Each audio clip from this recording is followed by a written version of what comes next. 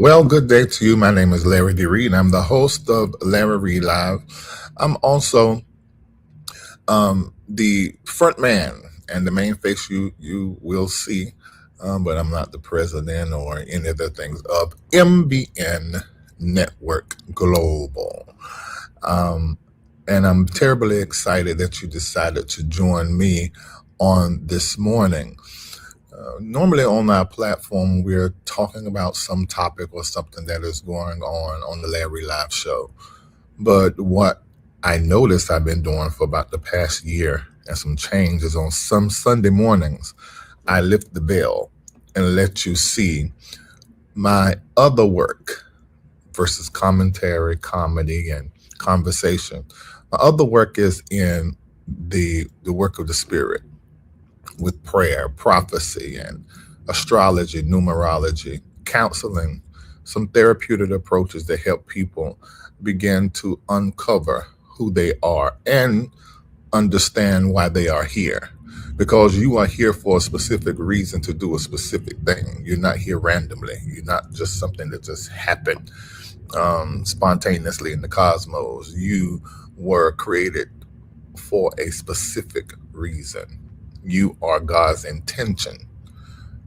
And you must begin to understand exactly what you're supposed to be doing and what is your work. What is your work? See, that's the whole reason that we do what we do here, is so that you can find your work. I have found mine, and I am uncovering more of why I am here and the work I'm supposed to be doing. I want each and every one of you to just ready yourself this morning for a conversation. Now, this is an ongoing conversation that's been happening for ever since 2024 about where we are as a nation, where we are as the Black community, where we are as all of humanity, particularly what is happening here in America. And we're going to have that conversation this morning. There are two series on this platform. Exodus, is it time to leave America? And I explain what that means, because it's not just physically. For some of you it is. And the other one is The Heavens Are Telling. You must watch both of these series. You must become a student of both of these series. These two series are more important than the series I ran for like 2 or 3 years talking about the church in the pandemic. It's extremely important for you to watch these, give them to your family and friends to watch all of them, and make sure that you add this video, because this is sort of like the converging of The Heavens Are Telling, Exodus. And then I had a vision this morning. And so I'm going to share that. And it's always exciting when Spirit give me a vision right before I come live on Sunday mornings, because it always speaks to everybody. So my objective is to be here for 2 hours. We should be done by 10. But if we are not, give me a little bit of grace, because I have to do like 3 or 4 jobs in one. And we're on the 25th day of the month. And we've been talking about the theme for the year 2026, which is the turning point and the tipping point. I want you to understand what it means to be in a turning point year and a tipping point year, because that is what you are in. Put in the chat, I am in a turning point and tipping point year. So I'm going to define that as well. So I got a lot of stuff I have to do, but just give me 2 hours. If you watched me before, you say, I wonder what he be talking about and what he be teaching. Well, it's out here on the main platform for now. About an hour in, I'm going to close it. But I want you to just give me your ear for a little bit and just listen and just see if there's anything you can get out of what I'm saying. All of it may not be for you, but for some of you, every drop of it is. And so I want you to share it with your family, share it with your friends, and then posture yourself to answer their questions. Now, if you have questions and you are part of my Patreon, bring them over just a few days from now. On Wednesday, I'm going to do a Q&A inside of Patreon for patrons only. And you can ask me any question about anything you've heard me teach. Maybe you have a question about the ancestral plane and your loved ones have transitioned. Well, I'm not a medium, but I do have mediumship. And sometimes my site open and I'm able to connect you. And what I can't do, I know someone to refer you to. There's so many different things that can happen. What is your personal year number? Do you know? What is your energy number for this year? Do you know? Are you very clear about this being a 10-year and a 1 year and how that affects you and your business? These are all of the things you need to know. And this is the information that the oligarchs have had for centuries that they took from the first people in Africa, the technology, the mathematics, the configurations. Well, Black women, Black men, if you're going to get back to your power, you got to get back to what our ancestors used to bring us here. Can you imagine being brought into a country as a small percentage of a human and treated worse than property that people had here in America? And look where we are. We've had a Black president. Look where we are. Some of you making six figures, owning homes. When they took our land, even after our freedom, within 2 years, we had whole towns and universities and doctors and nurses and judges. But then they destroyed it. Do y'all know what kind of people we are? As humans, I'm talking about the Black human, but the Black skinned human, but do y'all know who we are and how we got here? We were not, it was not designed, not the religion that we practice, Western European Christianity, not the nation. It was not built for us. It was built for Europeans and stolen from the Africans or the indigenous people that were already here. Look at us. You don't know who you are. Well, by the end of this live, you're going to be very clear about the year that we're in, who you are, what you're supposed to be doing. And I believe that the spirits of God and several anointings and flows that come out of the mind of God and the presence of God is going to overshadow you and cause you to begin to know something about yourself you didn't know before you clicked over here to watch this. You're about to come into some knowledge. All right, we're about to do our intros. Listen, we got a testimony from one of our Celestial Circle members who's now a Celestial Circle member, Shantae Stampat. And she is going to tell you a little bit about how she got here. And then a couple of more advertisement. Please pay close attention. And I'm going to come back and begin the teaching. We're going to do a short prayer first. I'm going to go into the teaching. We can have an opportunity where everybody watching can help support MBN Global, nonprofit, which depends on your donations. So we're going to show you at 4 different levels you'll be able to support this broadcast, because all of us at different levels of our faith and finances. So when I come back, we're going to be doing that. So go right now and go get your coffee. I just got mine. I got my little bit of coffee, which this is going to make sure that I ain't up here 3 and 4 hours. Because this coffee, you know, it is next to being an X-Lax. And so we're going to do that. And I'm going to come right back. Go get your coffee, your water. I got my little mix of nuts right here. Today is not a fast day for me. Nope. I got my omega-3 nut mix. Y'all got that? You may want to go over there and flip over some sausages. Call all these advertisements going to take about 5 minutes, 5 or 6 minutes. So you got time now to go get your note-taking device. Go make a decision what you're gonna do with the kids down there, and come on back in here because I need your full attention for 2 hours. Also, we're on the main platforms right now, but we're not gonna stay. Hit like and share.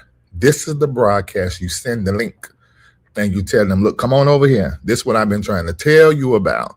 and get in the comment section. He might take a moment and he might answer some questions. You know how folk, they make judgments without research. People do it all the time. They have comments about stuff that you done clarified. Then they come into my, well, what's this? You see? So I'm gonna need your help this morning to man that chat too when somebody come in asking something. You say, look, just join Patreon and go over there. When you get in Patreon, it's patreon.com/Larry Live. And when you download that Patreon app, turn notifications on, go in there and click collections. The main things that y'all always asking Larry about is in Patreon under collections tab. Whole teachings around those topics. So come on over there. And you don't listen to what Shantae said. She a truth teller. She ain't nobody coach her, but she'll sit down and talk and told her experience about being a part of what we do in Patreon. Maybe you should decide to come to.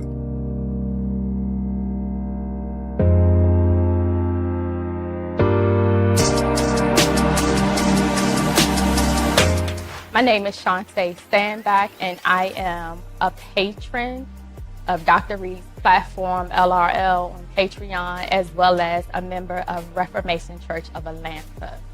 I started as a viewer. On Facebook Live. I was introduced to Dr. Reid as he was covering church in the pandemic.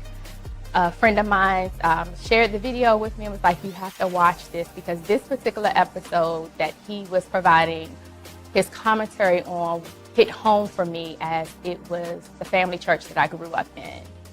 So it was from that moment, and I remember it was October of 2020. And it hit home for me because at that time it was the height of COVID. And although I was no longer a member of this church, I still had family members that were still pretty much, very much a part of it, 4 generations. So it was very emotional for me, but in all that I received from his comedic commentary, who knew that would be the lure that God would use to pull me in, and that's how my journey started. So I started as a viewer, ended up becoming a patron, and now I am a member, as I stated. I had no idea that I still had so much, as he coins the term, church brain, that still needed to be uprooted. So what Reformation has done for me, what the LRL platform, Patreon, has done for me has been transformational.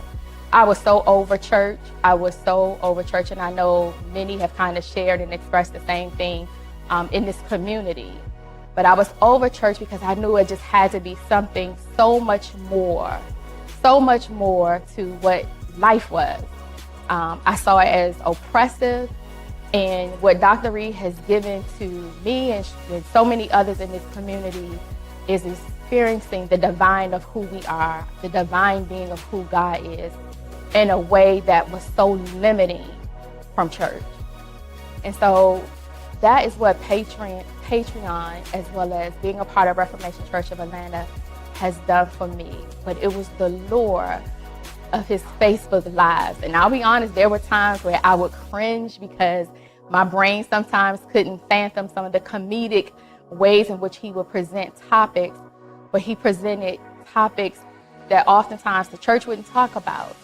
Things that were oppressive, astrology, sex, things that were often deemed as witchcraft or dark, but yet those are things that were taken from us, that suppressed us, that limit us.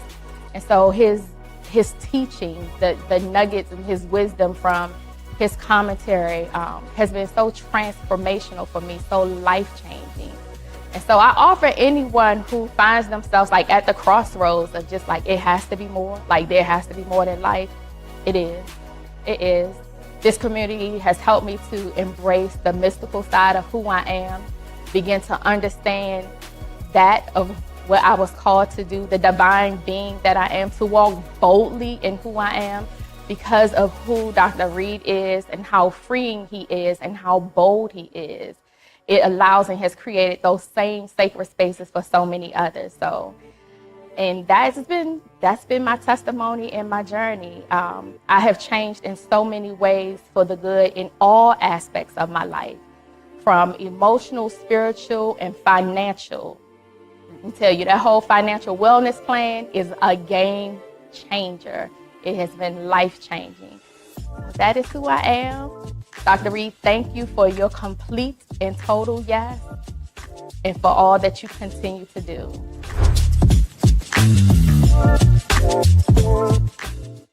You're welcome, Shantae, and it is my pleasure to serve you. And I want to serve all of you that are watching. I'm here. He brought me here. And everything that I'm able to do, I take that and try to serve you. Give me an opportunity for a year to be the person in your ear every Sunday, every Wednesday night, every Tuesday through Friday morning, 8 a.m. prayer. Give me a year, and I think you'll be glad. Now, I really need about 5 years. Times have changed. But the first year, you're going to notice your life moving to deconstruction and decolonization of your mind, and that you become more human and more in touch with yourself.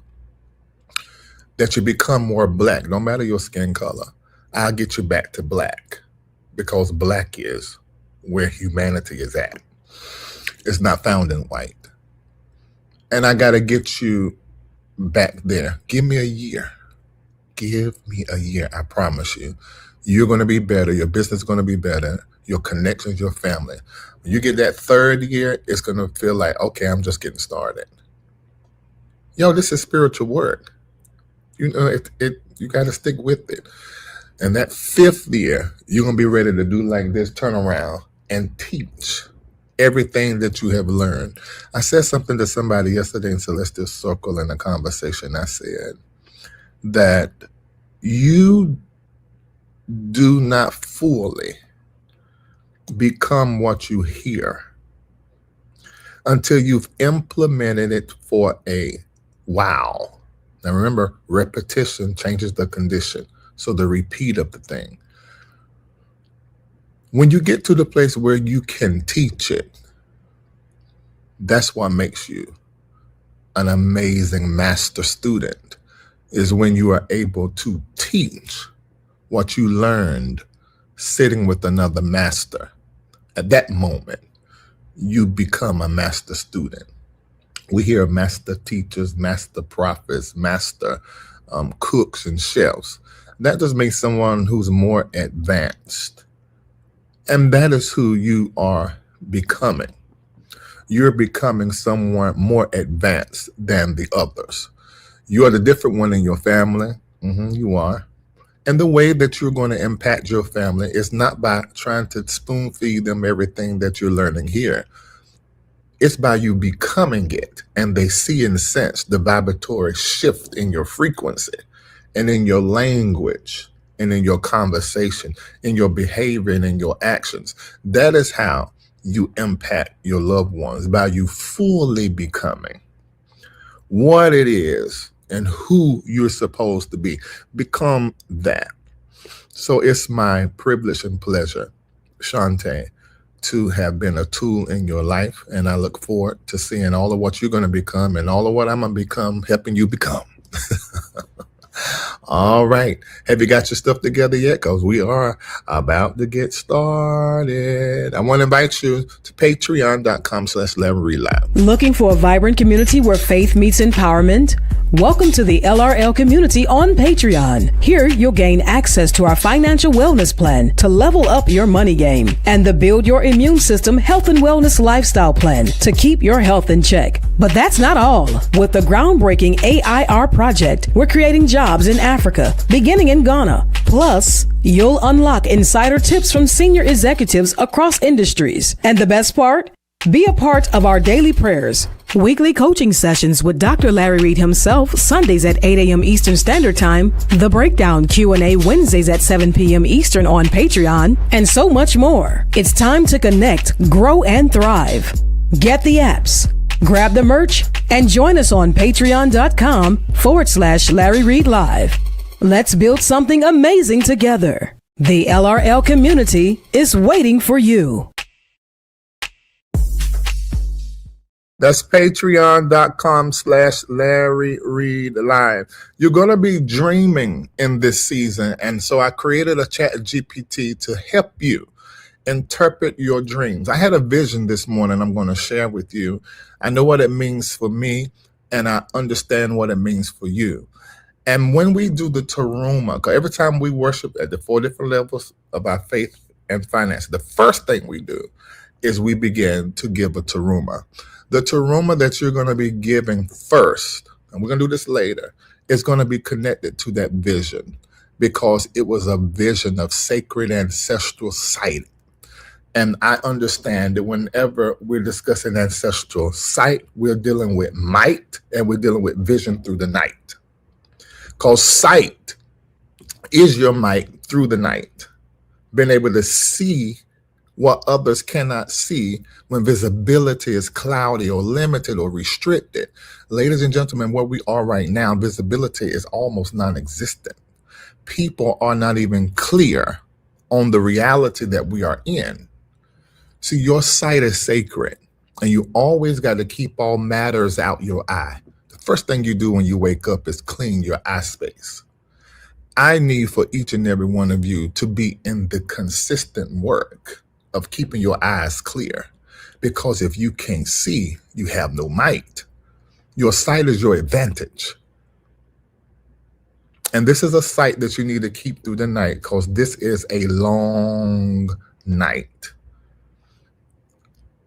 2026, 2032 night season.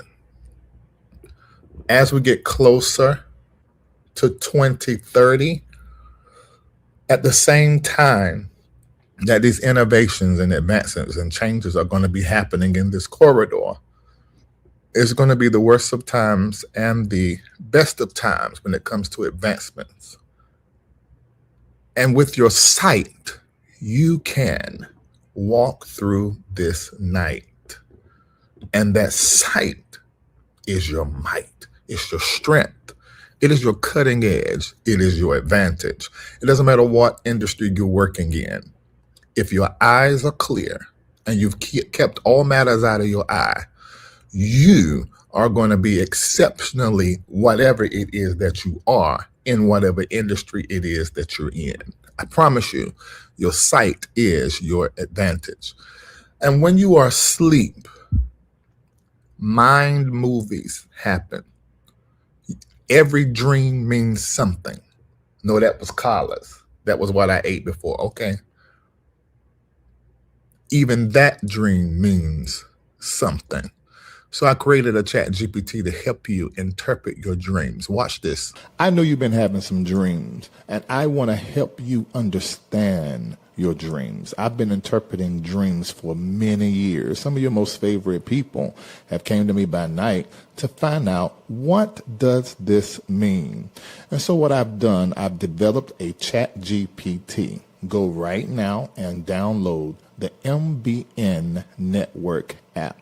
And when you go in there, look for the dream guide from the side. Click it, and it's going to integrate with your chat GPT. And whenever you've had a dream, write it up in your notes, then copy and paste inside the chat GPT.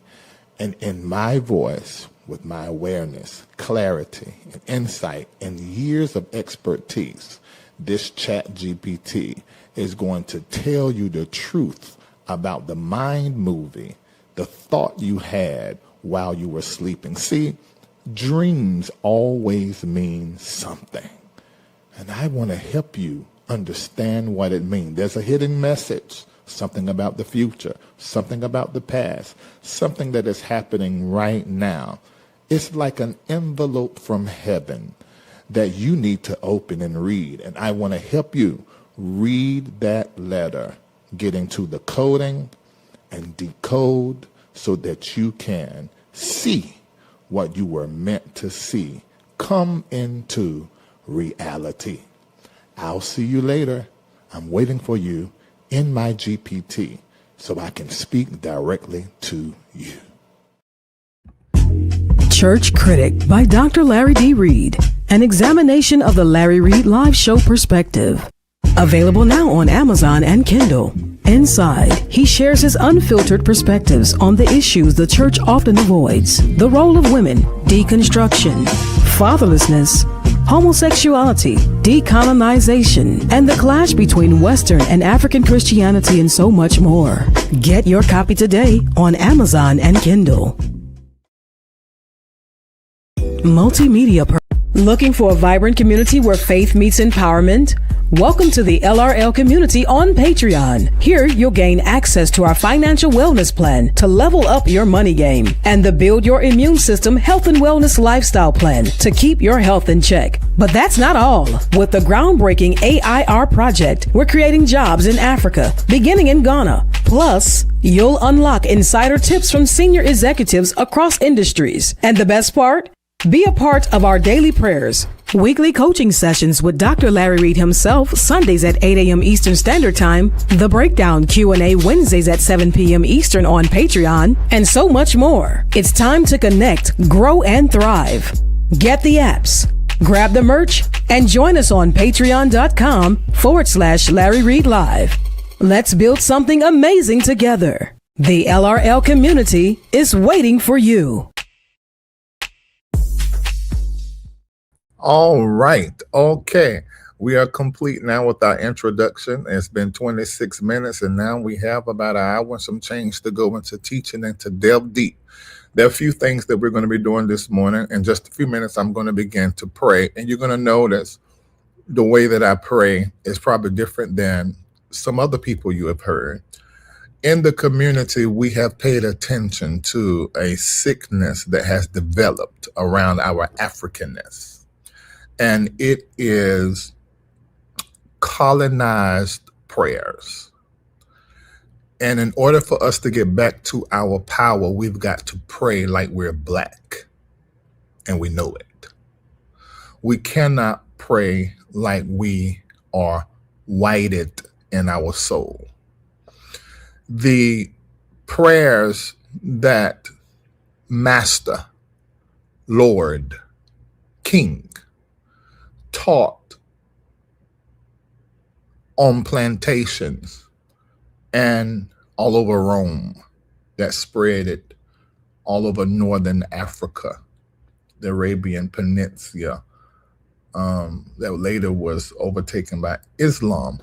I want you to understand that the tool that you have been given has been designed to make you docile, weak, and to give your power over to the empire. You don't know that because when you pray, Father God, in the name of Jesus, go right now to that situation. We ask you that you will help us. And if it be your will, God, take this away from us. We have been shown to pray like slaves and like we are looking for a power to come out of the sky, a sky daddy, a hero that live among the clouds. That is diabolical.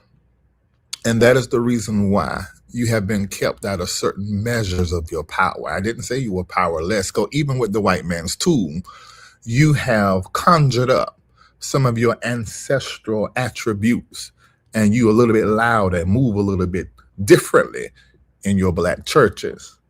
That was not the white man's design. But the moment he put the tool, Western European Christianity, in your hand, you Africanized it. And you didn't know you were doing it. You just think it's the Black church. No. That is the merger of your African roots and the white man's tool. The proper name for that merger is not African spirituality or some African traditional religion. It is called hoodoo. See, when they traveled over from Africa and they got here and got that white man's tool, in their soul there was still a conjure, because we are coded for conjuring. Heavily melanated people. And they began to create a spirituality using the white man's tool and that part that they was given, the small part that they call the slave Bible, and they work Psalms, Psalms. That's at the foundation of hoodoo, the Bible. You know, I know they told you it was demonic and all that kind of stuff. They're trying to keep you out of your power. But they took the book of Psalms and they Africanized them and made them prayers. And they worked with the earth and with the element while they prayed and done things that made things happen. See, if it don't work, it's not a working. And what your ancestors did, look at you where you're sitting right now. Tell me if it worked. It worked. We did not get here using the white man's tool, Western European Christianity. We didn't. We Africanized. We got here by using an Africanized version of it. Oh my God. And it's called hoodoo. Sit with that. I told you you're going to hear me say stuff you ain't never heard. But something down in your spirit is leaping because like, oh my God, this is what I've been looking for. It was a little different to what my ears hear, but something in me is gravitating. Yeah. You got the spirit living in you. He live in you. You just be ignoring him. Okay, so let's Larry, you all over the place, but you're right where you need to be. Let's do a little bit of prayer. I speak to the divine intelligence that is in me, the source that animates my mind, that decorates my speech, that inspires my imagination, that causes me to hear and to see, to know a thing without being told it, to hear a thing when I'm not in earshot. Thanks is what I say to the divine intelligence called God, called Allah, called the source, that is the making creator of all things that live inside of me. I am thankful in this moment. I partner with the God essence that is in me. And I walk throughout this day and this coming week in confidence and in authority, an apostolic and prophetic authority that allows me to step into spaces and take authority and command my day. That causes me to be magnetically drawn to what I must have and what I need to do what I'm here to do. Thanks, God, for living in me. I partner with you. I acknowledge you. I acknowledge you as my consciousness. I acknowledge you as the divine order that is in my life. I acknowledge you as the intelligence that is moving right now through my nervous system, God, that causes me to sense and to feel when something ain't right. God, te pelo morinda ramasure. The debatuna, glory, the divine intelligence that is in me, God. I command clarity in my life and in the life of every person that is with me. Clarity surrounding life circumstances, people that are in our life, our business, those that we wrap our arms around. Thanks that we have clarity concerning them. Thank you for financial clarity. I'm thankful in this moment that my neurological pathways that were in my brain filled with fear, those that was in your brain filled with lack and colonial survival, that conditioning to work. I interrupt it. And I rewrite over that code in your consciousness, in your brain. And in the name of the Torah, in the name of Jesus, I say that your brain now recognizes patterns of prosperity and you begin to repeat them to yourself. And this brings you into opportunity. It brings you into a consciousness that calls you to restructure your money, your business, and your relationships. this new pattern in your brain, this new coding that has recalibrated your nervous system, is the rewiring for prosperity and power, abundance, understanding and clarity, governance and stewardship, ancestral remembrance. I say that you move into your ownership. I say that you begin to move into your authority. I say that your mind and your brain is becoming technologically more intelligent, processing at higher speed, technology, mathematics, numbers, symbols. May your brain exchange with itself, advancing its firing, advancing its processing power. You have the mind of a steward. You have the mind of a strategist. You have the mind of a millionaire. You have the mind of a mystic. And this mind that Christ had, which is Christ's consciousness, lives in you all the week long. And you grow, grow, grow as you know. You move in the rhythm of spirit. You move in the vibration of spirit all the week long. And your nervous system is regulated by spirit. There's no panic in you, no matter what happened in the streets. There's no urgency in you. There's no inherited trauma anymore. You've been healed in your blood from the trauma. Hallelujah. Your body recognizes that it's safe and you're no longer in a flight or fight. Breathe through your nose, out your mouth. You are calm, and it is so now. Ashe, and amen. And it is so. It is so. As above, so below, but as above, it is within. And I am calm, and I'm strengthened. I'm calibrated to the frequencies of the future. And I walk in increased divine order, multiplicity. Everything put in my hand multiplies. Money multiplies. Money multiplies. Resources, data, information multiplies. And it's so now. In Jesus' name, Ashe, which means that's your creative force going forth with that prayer. Aho is what indigenous people say in a setting together when they say we agree and we affirm it as a community. And amen. All right. Are y'all ready to go into the teaching now? I got to define some things. I got to tell you what's about to happen February the 20th, on or around February the 20th. I also got to explain some things to you. Okay.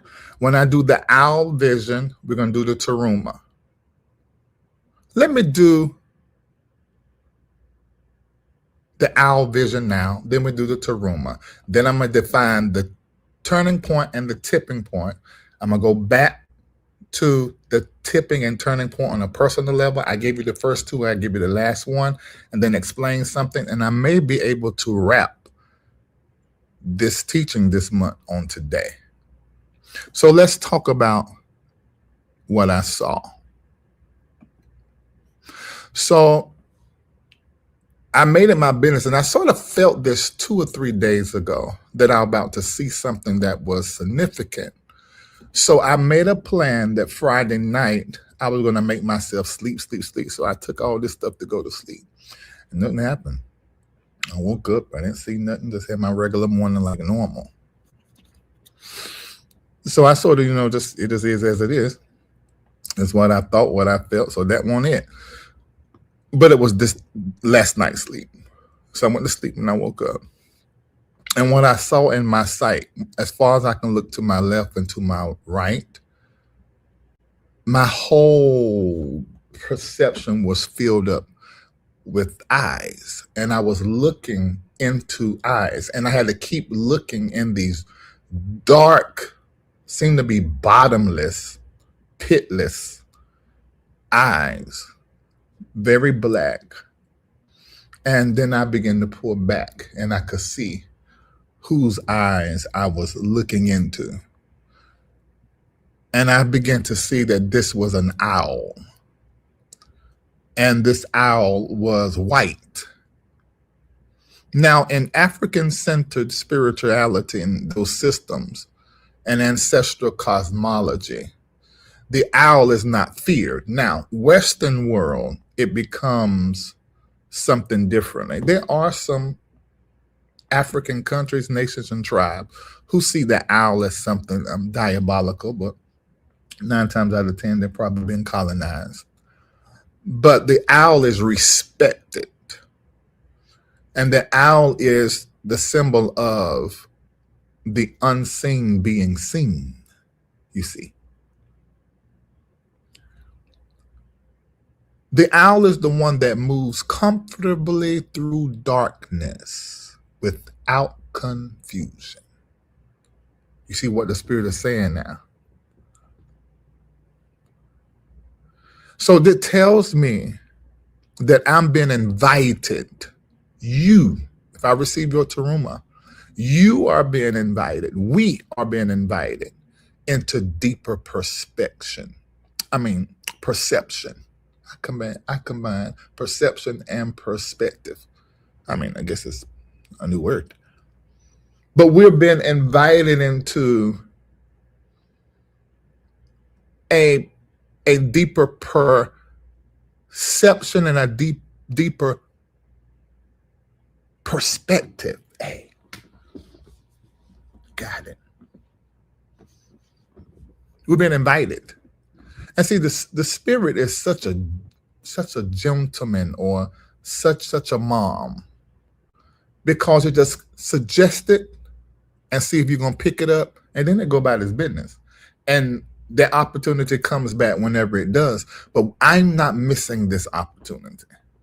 I'm sitting with what I saw, and I'm extracting all of the meaning out of it. We are being invited into a deeper perception and a deeper perspective. And as you go throughout 2026, you're going to notice some have their eyes and some do not. Some perceive and some do not. Some see and some do not. And people will lose their eyes to deception in 2026 and 2027. And at the same time, there is an awakening and others are seeing for the first time. It's a delayed recognition, but it's going to happen. You and I, we're being invited January the 25th of 2026. And I want to know you're going to accept the invitation. Because to see at this level, you're going to have to make a sacrifice of your time. You're going to have to make a sacrifice of your personal devotion. You're going to have to make a sacrifice. There's going to be some fasting going on between now and April. You have to embrace. You don't have to, but I'm speaking as a prophet between you and heaven. You need to embrace this invitation of going into a deeper perception and perspective. That owl also says something is hidden. That means today, January the 25th, 2026, there is somebody in my life or in my business that I need to see and have a revelation about. Not later, but now. It's hidden today. Right now it's hidden. And it's been hidden from my eyes. But you're entering the season, you and I, where truth will speak plainly.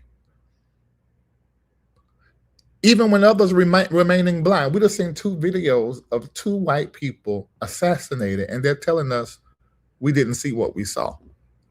And you keep listening to that if you want to. You're going to start seeing the video differently. You're going to start saying, well, maybe they could have. So you got to protect your ears and your eyes right now, because deception, a covering cast, was mentioned in Isaiah, is in the land, blinding the eye, the perception, twisting realities. But you and I, we are accepting the invitation. And this is why I believe this owl visited me, to tell me and to tell you, open now your eyes and begin to see. And don't listen to what nobody is saying to you that is not a futurist. Things are going to get bad. It's going to get worse. Leadership, because this is a 1 year, is going to experience change. Heads of household, heads of business will fade. Founders will fade. The leader of it fade. Crack in leadership. And leaders changing their doctrine, their stance, and being very public about it happens in this year. According to some of the things that the heavens are saying, we could be looking at a Trump removal through sickness or assassination between now, within the next 18 months, is what the heavens are pointing to as we get closer to 2027. I am a yes, and I hope you are, to accepting this invitation into a deeper depth of sight. Whenever the owl shows up, according to some ancestral cosmology, it means this: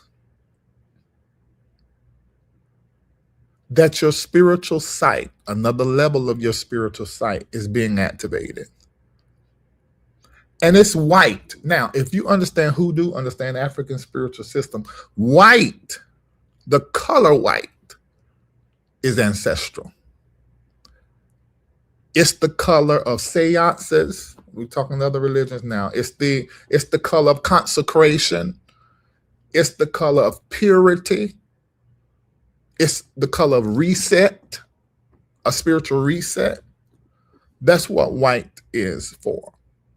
It means clean, washed. It means protection. White is protection as well as sight. It's sight for protection. That's what happens when you take a white candle and light it. A couple of the reasons that you're lighting it is for sight, and for sight to see in a war for your protection, sacred protection. And that white means the message is untainted. The sight is untainted. So that white owl is clear instruction.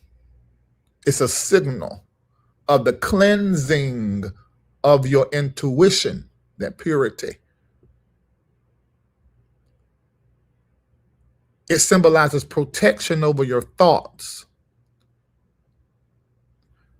It symbolizes a spiritual override that you're programmed with when it comes to confusion, deception, psychic interference. The owl symbolizes it's blocked, and your sight overrides it. Are y'all understanding what this vision meant? So when we do the teruma, you're going at the piece of my sight that belongs to you. That's symbolically what we're doing. So you're doing it in the natural, but you can easily end up just giving me your money as a teruma just because you like me. And that's nice and that's kind because I'm helping you now.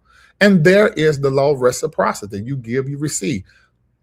But then we want to take it higher. We want to do an act that symbolizes something that we're going to intend to receive.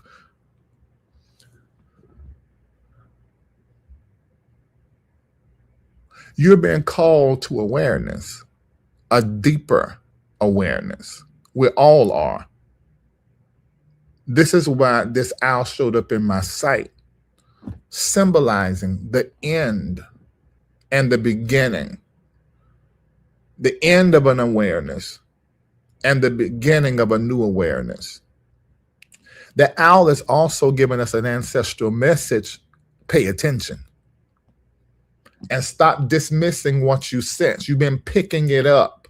See, this is why when I was praying about the divine intelligence, God that sits within me and lords over my nervous system, a lot of you need to start paying attention to what you're feeling, because what you're feeling is coded with messaging. You got to sit and breathe and unlock what is the information in this feeling and what I'm picking up empathetically.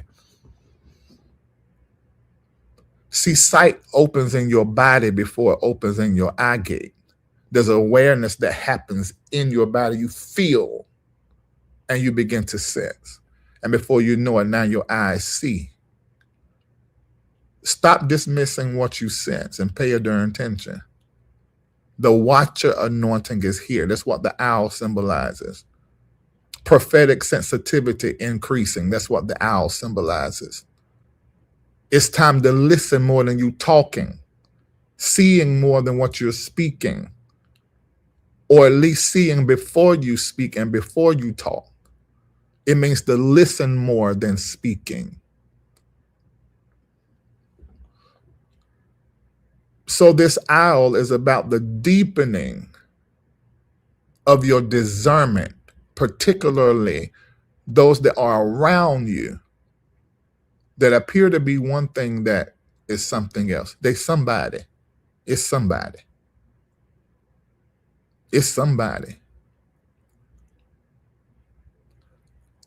And your silence on the matter, this may not be for everybody. Some of you just can confront it. But your silence on the matter is going, or their silence. Got it. They ain't saying what they need to say to you that they know they should. And because of that, it is building a resistance in the energy between you and them. And the owl came to tell you to pay attention to the silence. There's no conversation around it, and there should be. Trust what you feel. Even if your logic hesitates, sit in what you sense. Sit in your clairsenses and your clairsentience, your clairvoyance, your claircognizance. Sit in it. And know that nothing you see will ever harm you. It only frees you. You're about to see. You're about to see. Mark this day. From this day forth, you're going to see so much. And begin to declare grace to see, because it can be so much coming in, you feel like you're going a little nutty. So we're thankful for the grace to see again and again. We're thankful for the grace to pick up, decode, discern, dissect again and again. This is what I want you to do within the next 3 days. I want you to get a white candle. I want you to program it, speak in it. I showed you how to do it. Maybe carve the word sight or eyes on it. And I want you to set it there, knowing that as that flame burns, I want you to say it as the fire of God. And as the wax is removed, I want you to believe and receive that the wax in your ear, the wax that will block your sight, is melting by the fires of God. I want you to do that. Make sure it's near where you sleep within the next 3 days. And then I want you to choose a day this week where you're going to intentionally talk less. Now, this is a practice of mystics, that you intentionally be quiet.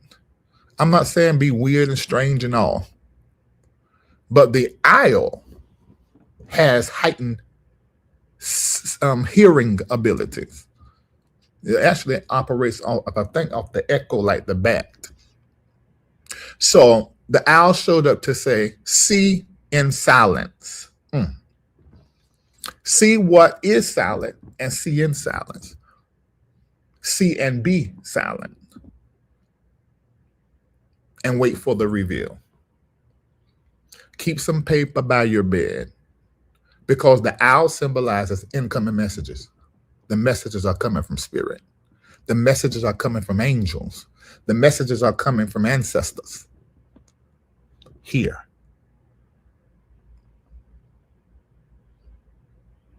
The owl didn't show up because something wrong. The owl showed up because you're ready.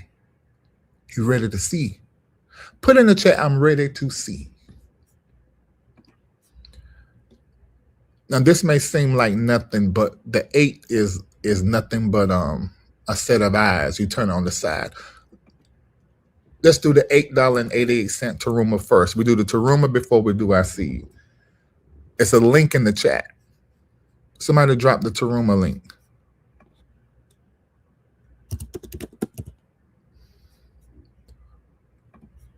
Let's do that right now. And with that link, you can give any kind of way you want to, even Cash App at that link. But do everything through that link or through the Zelle. Y'all see that?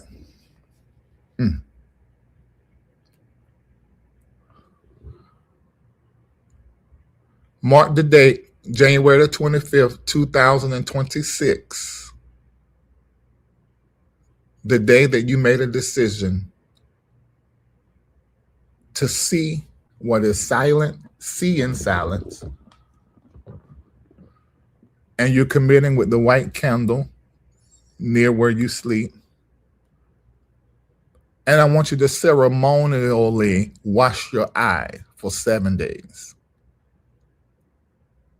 What that means, everybody wash their eye every day, but I want you to do it with the intention of seeing, the intention of old sight going away and new sight going away. If you've been in this community for the last few years, every once in a while, our sight get visited, and every time we start seeing more, the entire community sees. And I believe it's because of moments like this when we choose to see as a cyber collective. Don't be scared what you're going to see. Be ready and aware. Click this link right here and make sure 3 8s is in it. And I want you to imagine in your mind that white owl. You may see it the exact way I saw it. But we are a yes. We are a yes. Whew, okay.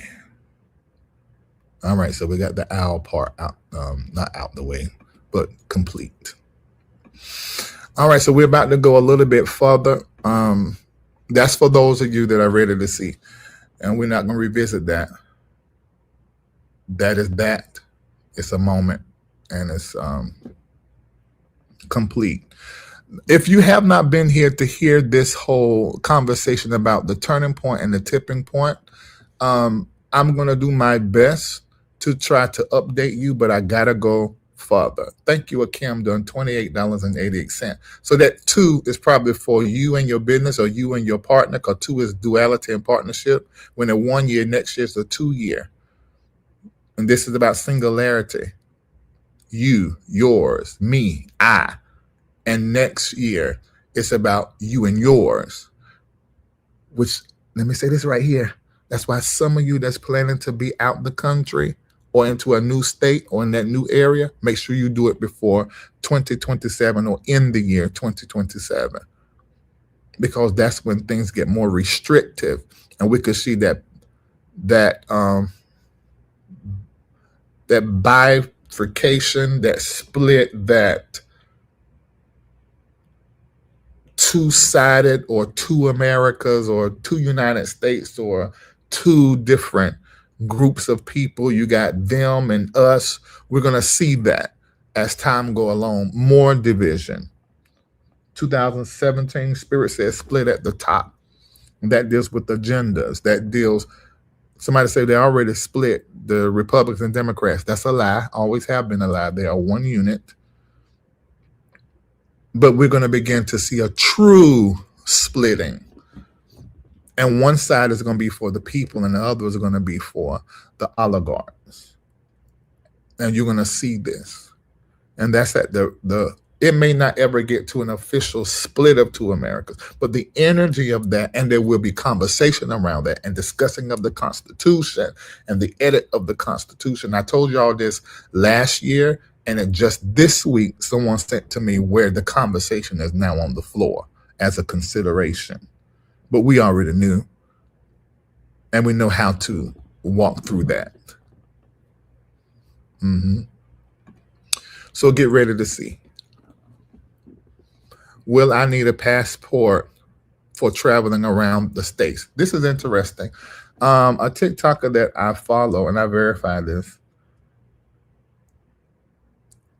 I want to say between Texas and Oklahoma, or Texas or the neighboring state, they were this checkpoint that was there.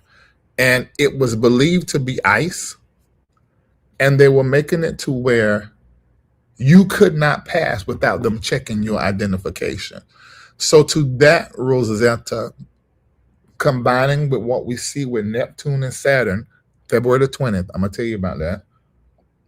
This is something that we could begin to see more the closer we get to 2028. Restrictions on movement. Put that in the chat. Restrictions on movement. How we move around.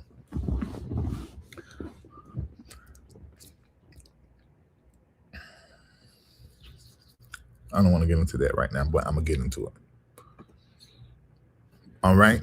I see you guys doing the Taruma sightseeing. Thank you. And I hope that you can do your Taruma somebody else. So thank you.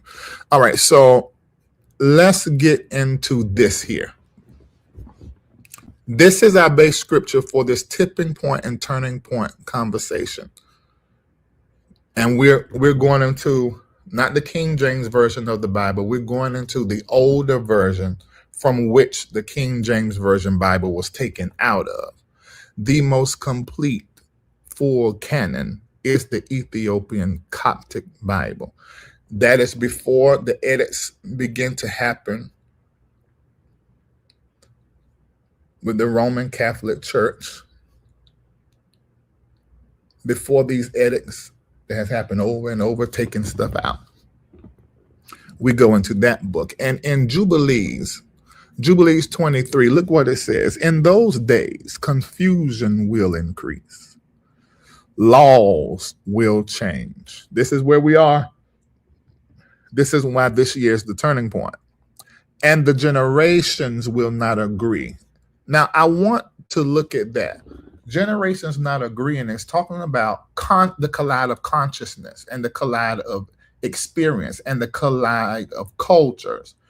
Because what my mama and my dad and them at 70 plus years old think, feel, and believe is proper for life, living, religion, relationships, money, and all is totally different than me at 47, soon to be 48 years old. Then when you factor in belief systems, they more Western European Christian. I am an African Christian. So there are things that we're not going to agree on. They see witchcraft as all bad. I see witchcraft as good and bad.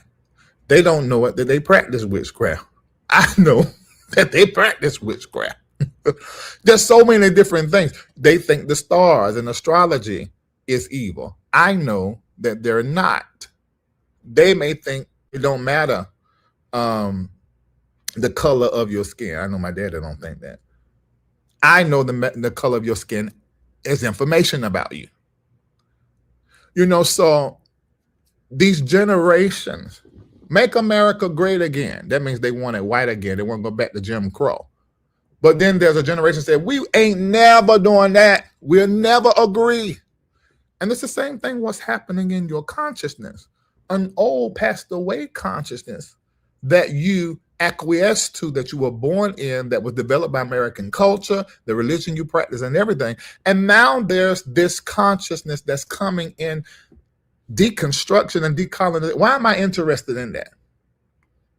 You see, this thing is happening. Generations will not agree is also talking about consciousness. I'll go back and read Jubilees 23, 16 through 21. And our other scripture actually comes out of the King James Version of the Bible. See to it that you do not refuse to listen to him who is speaking to you now. For if those sons of Israel did not escape when they refused to listen to him who warned them on earth, revealing God's will, how much less will we escape if we turn our backs on him who warns us from heaven? All of the information I'm sharing now have been sharing in Exodus series and in the Heavens Are Telling. It's information that comes from him. Even what I say is in the stars, that's him, because he put the stars there. And what I say prophetically, what Spirit told me, that's him. Don't ignore it. His voice shook the earth at Mount Sinai then, but now he has given a promise saying, yet once more will I shake not only the earth, but also the starry heaven. Now this expression, yet once more, indicates the removal and final transformation of all those things which can be shaken. We're in the final transformation of all things that can be shaken.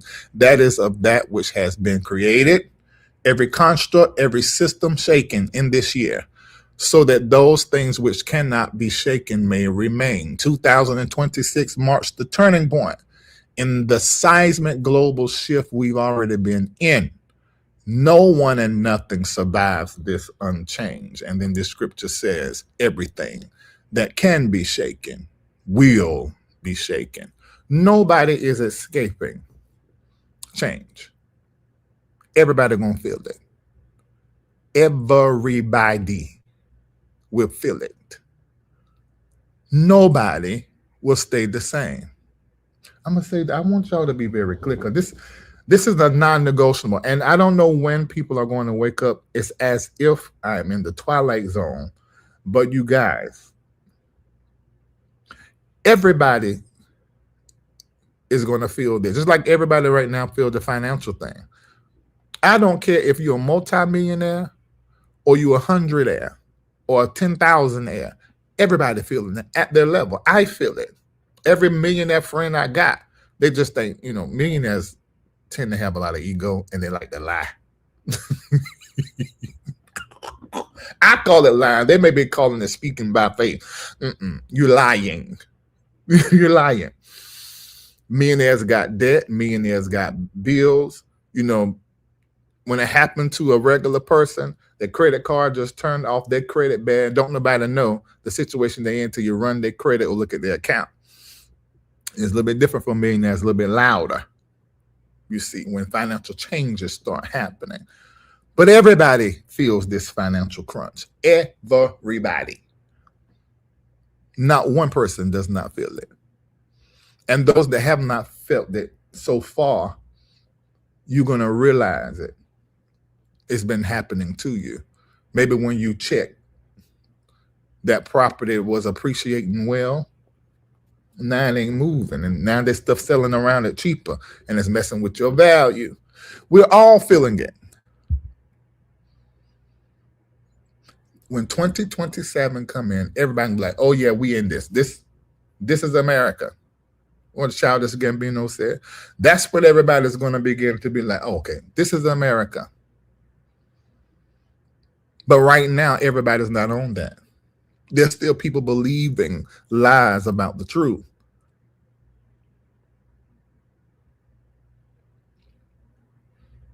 Are y'all listening to me? Okay, let's talk about this turning point and tipping point, because it's a little nuanced, but you're very smart people and you're understanding and you'll get it. Okay, so let's look at it. Oh, let me share this with you, those of you that won't hear.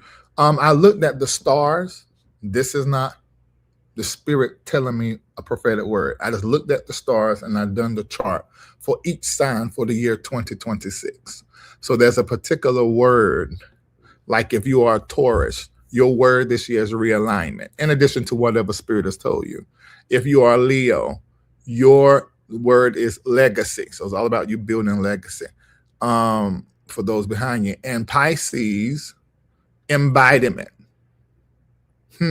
So the fog is lifting over the fanatic thinking, because Pisces think in the world of fantasy, can live in their head a whole lot. You're no longer going to be able to hide what you feel and what you want. You're going to take what you feel and what you want, and then you're going to do a particular thing. Pisces is going to be filled with action in 2026. So all that fantasy and dream stuff, you're going to be moved to put boots on the ground as relates to stuff and make some decisions. Look at the Libra. That is your year. The word is decision. So screenshot that. Now, on December the 31st, I began to break down the year 2026. One of our Celestial Circle partner members, they broke down my life from January the 11th, but it sort of has some of December the 31st information in it. Screenshot this and go back and read it and study it, drop it in Google, Chat GPT, and just get all in it. Okay, I'm going to give you some more dates today too. And then this one here, I think was from last Sunday. Yes, screenshot this, screenshot it, and go back and study. They took my notes. Nicole Johnson, DM Pear, and some of the rest of you are creating notes off of what is being taught and creating visuals. And this is really helping people. Okay, let's define the turning point. Because we got to define the turning point and define the tipping point. So I'm going to do it by basically telling the difference. So the turning point says this: the future is unavoidable. And this is the point where the future is marking time, saying no longer the same. 2026 is a turning point. It also, at the turning point, your choices get limited or narrowed. Think about it. In the visual of the turning point, it's like a traffic circle. And what's so interesting, right here by where I live, they are turning a whole 4 or 5 way section into a traffic circle, which you see a lot of in other countries, in some American cities. And I watched them construct this from the beginning, but I won't be able to see. I'll be out the country when it finishes. The turning point says you have these 2 to 4 choices. Sometimes a turning point can have 5. I'm talking about the traffic circle. But all that scattered brainness all the way up to 2026, you did a little bit of this, you done a little bit of that, done a little bit of that, and then a little bit of this. You're going to get real focused in on the main. And amongst those main, at this turning point, everything you're doing right now, there's one thing that you're going to push, or 2 or 3 things that you're going to focus on. Because the turning point is saying focus. The turning point is saying, okay, it's time for you to go a new direction, to get in another posture that is preparative, that is preparatory for what is about to happen. Now, that's the turning point. Now, how do you feel about the turning point? That's called the tipping point. It's where the pressure builds. And it gets really real that this is it. And then you start looking to the left and to the right, systems that you have relied on, people that you have relied on, people that have been in your life for years up until this point. The turning point, the intensification of the energy around the turning point. Some relationships fail or come to a close or to an end. Nothing feels normal at the turning point. See, that's that tipping point when it's like that pressure done built and I can't take this no more. I got to do this. I'm not fighting this no more. I'm going to go this direction. You can get mixed up at that turning point because of the tipping point energy. And you can end up choosing to go a direction that really ain't for you to go either right now or at all. A turning point is the moment that signifies this is it. It's irreversibility. That you can't go back. Everything is so changed, there's nothing familiar to go back to. You can create a familiarity in the past and go to that, but there's really nothing to go back to. The direction is no longer theoretical. It is true. It is here. It's set. We're at the turning point. Let me adjust to this turn or in this turn.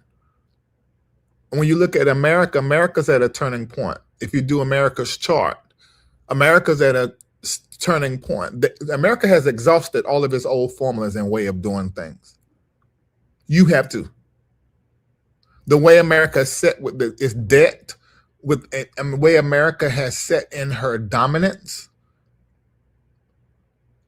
America right now is sitting in denial of the truth, still calling herself the best, the land of the free. It is not. It never has been. That's old propaganda and programming.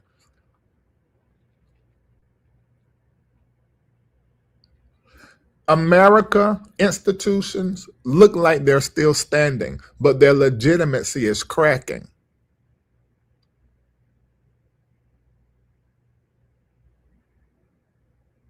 The future has already been chosen by spirit. It's unescapable, irreversible. This is the turning point. America's under judgment. America's under a cleanse, so she's fighting her own detoxification. And that's the energy that we're going to be in, that war and that fight for power and positioning within herself. That's what we're going to be experiencing for years to come. Y'all, a minimum of 10 years for that energy to begin to clear. All of you thinking that we just got to get rid of Trump. Well, he's going to be gone, according to the stars, within 18 months. Any day now, between now and the 18-month period. The count really begins at this February the 20th date, on or around. Why? Because we have a never before historical happening that is occurring in the sky. It's never happened before. And it is a global reset that America is at the center of. A global reset that America is at the center of happens on or around February the 20th, when Neptune and Saturn go into Aries, as they have before, but never at 0 degrees Aries. Those of you that understand astrology and astronomy know how significant the 0 degree is in Aries. That is the tippity top of the ecliptic cycle and of the zodiac.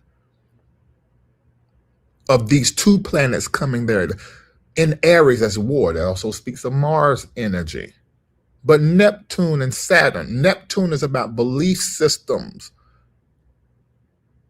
your consciousness, how you feel about what you believe. And then Saturn deals with the systems, the structures, government structures. Ladies and gentlemen, this is the turning point. America's at a turning point. The future's already been set. And the present is catching up with it. We're at the turning point, whether you're ready or not, is here. We will not move in a straight line anymore as a country. You will not personally.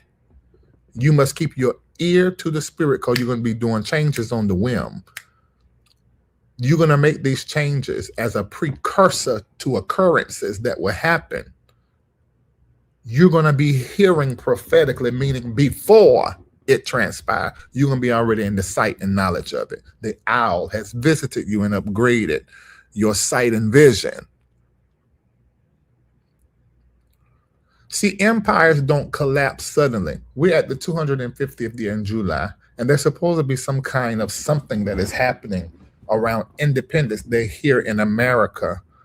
But I think there's going to be a lot of tension around that. I think that's going to be another marker energetically. That's the 250th year. It usually takes about 2 to 3 years around that 250th to where collapses begin to be very visible. And with that being said, that means 27, 28, and 29. Ooh, we're going to be looking at the collapse and the emergence of something new as far as America, the government is concerned, and concerning you as an American. The unraveling is about to begin. Larry's already starting. No. Oh, the unraveling is about to begin. And the mask's going to fall off of Republicans and Democrats. And people are going to begin to see that they were hoodwinked to believe that there was a left and right. There was not, never has been. Not from a spiritual viewpoint as relates to this country. There's never been a right and a left. And when I hear people talk Democrat and Republicans, I know then you're not clear. You've not had a revelation if you still believe in the lie. It's not true. And I'm not saying that because I'm an independent, I'm so anti. No. I'm saying this because Spirit told me. And you probably can look historically and see certain times in history, Republicans were the bad guy. Another time, the Democrats was a bad guy. Another time in history, Republicans and the good guy. Another time in history, the Democrats, the good guy. Games, and more games. But the turning point and the tipping point is here, and all masks fall off, called Pluto is in Aquarius. And the farther we get into Aquarius, the more systems are going to shake and the truth going to come forward. The underbelly gets seen. When we get into those farther into the 30s, 2031, 2032, 2033, 2034, still going to be bad coming out of that 2030 energy. But as we get more, that's when we start seeing the innovation and leadership that shines bright in America. And it's a feminine leadership. It's leadership that comes out of femininity. That is what's going to save America and the world. And we're going to start seeing that as we get closer to Pluto, going deeper into Aquarius, about to go into the next sign, what happened in 2044. It's probably going to be that Uranus that's going to bring us the new leadership, because Uranus is going into Gemini, which is the sign of our president. It's an air sign, and it's a sign that a lot of times has a duality to it, an upside down side, or a classical side and a shadow side, which all signs have a shadow side. But the Gemini has this dance that they have to do between the good and bad, and Aquarius and Scorpio. And because of that, there's such a mutability, and Gemini is a mutable sign. Aries is the fixed. Not Aries. Aquarius is the fixed. Aries is the cardinal because it's first. And remember, so we got Neptune and we got Saturn going into Aries, the cardinal sign, the leader, in a leader year. But that leader is, our leader is militant and filled with war. That's what Aries is. I tell y'all, the heavens be telling and we just be ignoring. And see, the way the Holy Ghost in you, the Spirit and the clear gifts work, if you're not meditated and clear, you cannot know what's up. And you should know what's up because the divine intelligence lives in you. But if you're not even praying enough and hearing from God, you can look at his patterns in the sky and begin to come to some understanding, some things. That's not the word of the Lord, but it is prophetic. I hope you understand what I'm saying. And there are a lot of people who just looking into the stars and you think they're prophesying. They're just telling you projections on what the heavens are telling. I am the only prophet I know that makes the difference between the two and tell you there's the stars and then there's the Holy Ghost. There's God and then there's the constellations. Yes, God made the constellations. Anything that they say, you can say that they're uttering his speech. You can, because the scripture says it.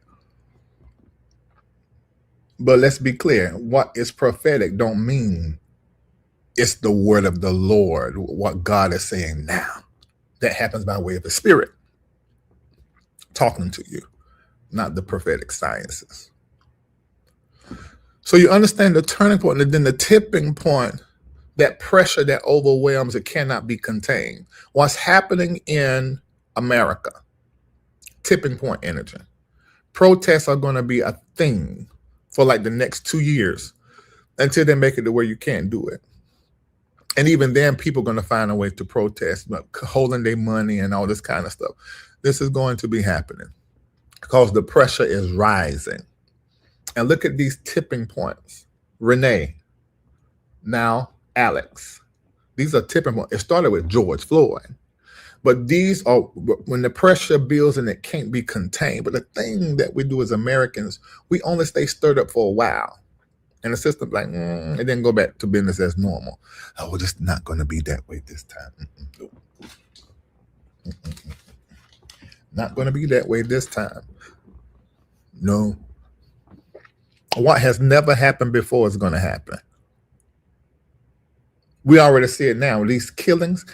This ain't white people assassinated by white people because they're marching for human rights and civil rights, marching against the government that is killing citizens and kidnapping human beings, whether they're documented or undocumented, it don't matter. As Christians, Jesus and the Bible tell us how to handle strangers. We ain't doing none of that right. America's not a Christian nation. They are a version of Christianity that is a slap in the face of African Christianity. I do know Christianity was born, the ideas of it, born in Africa, right? So the more African you are as a Christian,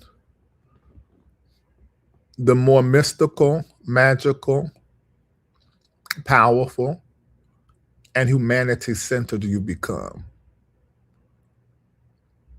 You become more like Afro-Asiatic Jesus, not the construction that is blue-eyed, relaxed hair, and light skin. The Jesus I'm talking about is a nigger.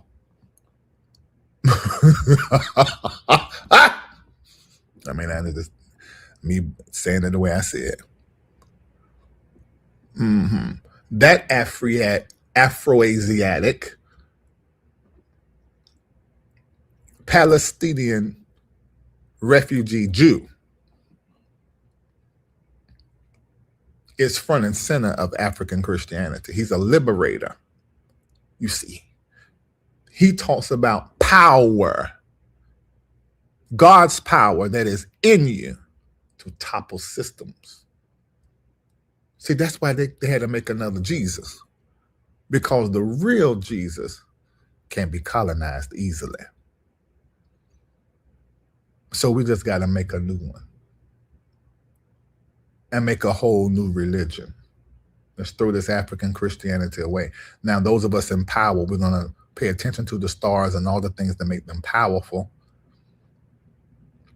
We're going to merchandise it and use it and tell them they can't use it. So keep them out of their power. J.P. Morgan says, shoot, millionaires don't pay attention to astrology, but billionaires do.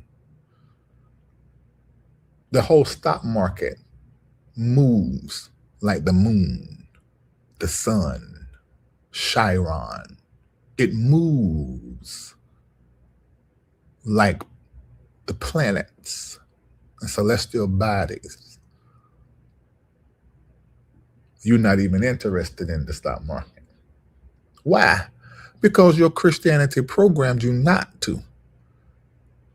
See if you can find a whole lot of practicing Christians, like fundamental Christians, in the New York Stock Exchange on the floor.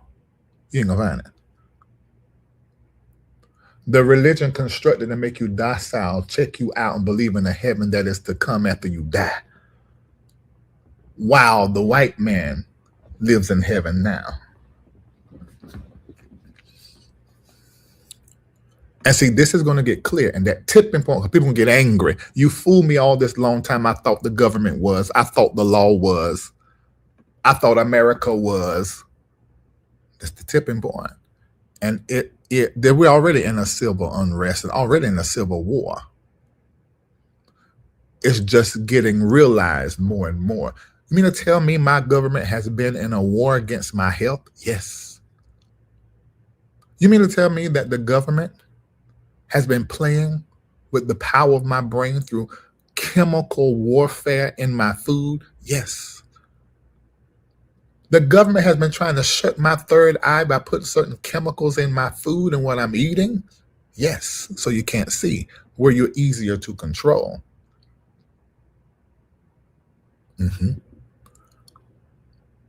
This is how come if you're going to survive America, you got to leave America right here. Your money got to leave America's consumerism. You have got to make an exodus consciously out of the constructs in the American culture. And your spirituality would have toppled that power in your life, but they programmed you with the white spirituality inside of a white Christianity. And you got a white Holy Ghost that make you speak in white folk tongues. You see. See, y'all, I notice a lot. Because when I'm saying white, I'm not just talking about a skin color. I'm talking about whiteness. And this is how come you got a black prophet that will make a post, I'm talking about myself, about blackness, and black people fight me, not white people. That's the religion, the design of the religion. Y'all, has been by design. It's your religion, your entertainment, church house, school house, playhouse, entertainment, the school curriculum, all of that designed to make you white or a cooperative black. I want you to put in the chat, I am not a cooperative black. That don't mean I'm going to be rude. I'm going to be fighting. ICE come, I'm going to fight them, end up getting shot. That's not what I'm saying. I do not cooperate with whiteness that has programmed that political, geopolitical system that erases black. No, I don't cooperate with that. I'm not trading out my black soul for a white one just for riches and power and access. Oh, hell no. I am not a cooperative black. Find somebody else to do it. I'm fighting the system, and I'm resisting the system. I'm in black resistance. I fight what ain't right. All right, so you understand the difference between the turning point and the tipping point.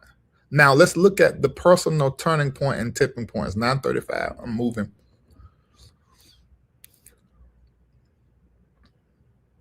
Now, the turning point on a personal level and a tipping point on a personal level,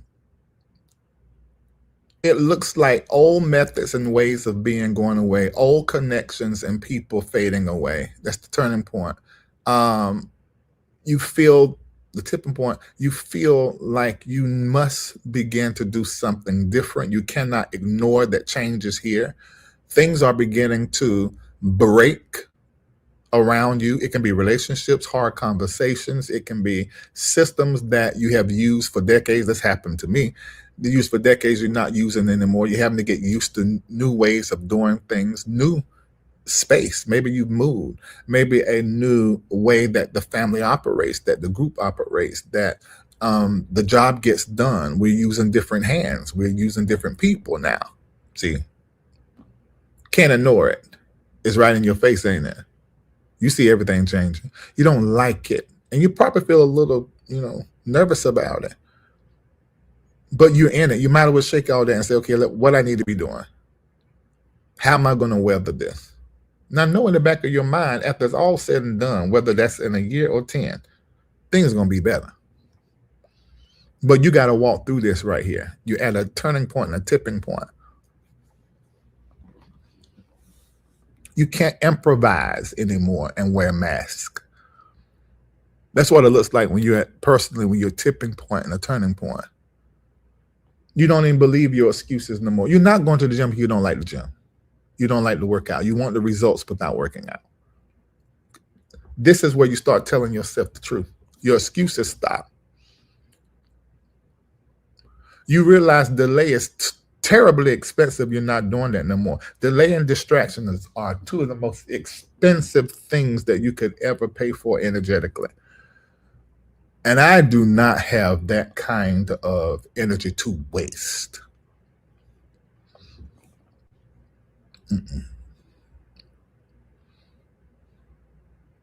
2026 is like your alignment year with the reality that you're at a turning point and a tipping point.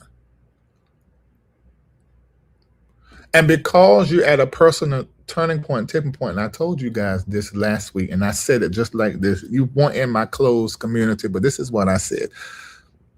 Your real personal work at the turning point and the tipping point, there are three things. Your real personal work. Number one, I discussed last week. Number one is getting your shit together. Audit your money, clean your relationships, simplify your beliefs, stabilize your health, build future-ready systems. Stop being dramatic, come out of spiritual theater and begin to do real spiritual work, reboot your systems and restructure. Get your shit together. And I went on and on and on. Number two, real personal work at the tipping point and turning point year is future-minded positioning. You got to choose flexibility over status. I know you have a nice Maybach. You have a nice G-Wagon, a nice Cullinan. And that gives you status. Isn't that crazy? But this is a capitalistic system. We look at things as signs of our wellness and success. Ooh, we're so backwards. America did that to us. And then we start measuring, you broke. You broke. What? You ain't got no Cullinan. You ain't got this. No. I'm choosing flexibility over status. And everybody else should have done the same darn thing I did years ago. Choosing freedom over the restriction of payments. Choosing liquidity over lifestyle. You can have that later. You're in your 40s. You ain't gonna start living till about your 70s. So keep your health together so you can enjoy the 70s without being in and out of the hospital and popping pills. So that's why you ain't gonna drink in your 40s for the sake of your liver in your 70s. See, that's the kind of choices you start making, future-minded positioning. You don't care if don't nobody recognize you as Dr. Reid or Apostle or Bishop Reid. I don't care about no titles. You ain't got to call me Prophet Reid. My name is Larry. My skill speaks for itself. So at the turning and the tipping point, we get more skilled focused because we understand that the future belongs to the experts. So we're focusing on our skills and not titles. System over fanatical thinking and wishes and saying, oh, we're going to do this. No, we got to get the right system that sustains the future. Future-minded position. And number 3, real personal work of 2026 and a turning point, tipping point year.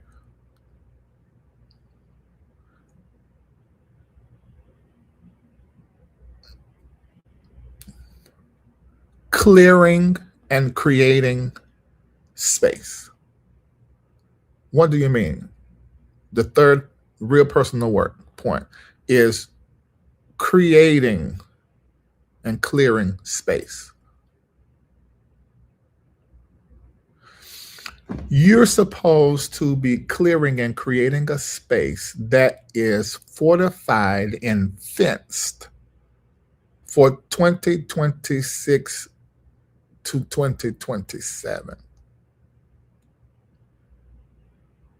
You're supposed to create a space and a place where your income, your relationships, your life, and your faith and your body can handle all of what is going to be happening to you in that space.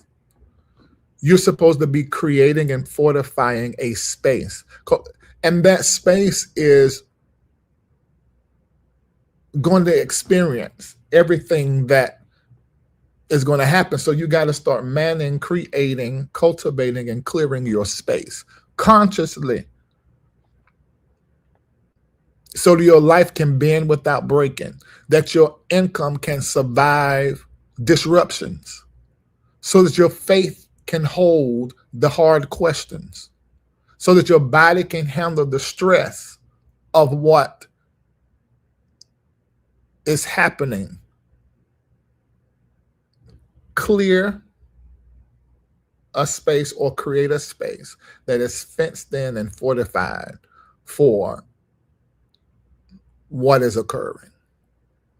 Get your shit together. Get future-minded positions in your money and in your life. And number 3, create and clear a space for all of what is on the way is going to happen in that space. Is that space fortified? Your community fortified, fenced in, ready?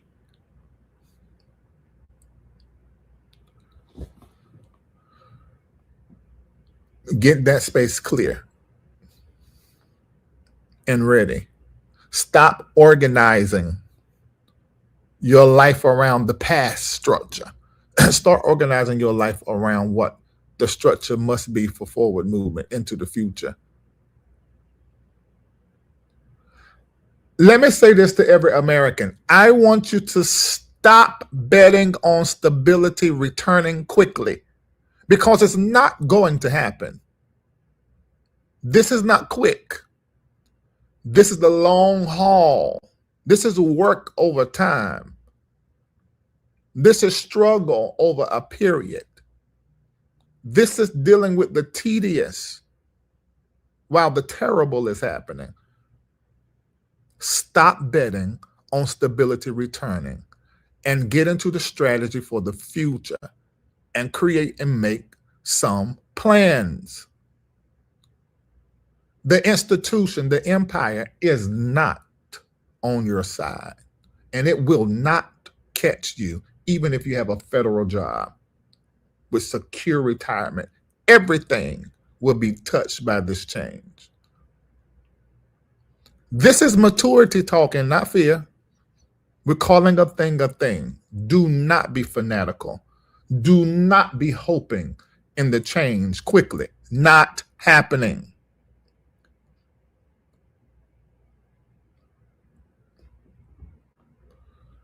See, 2026 ain't really the explosion.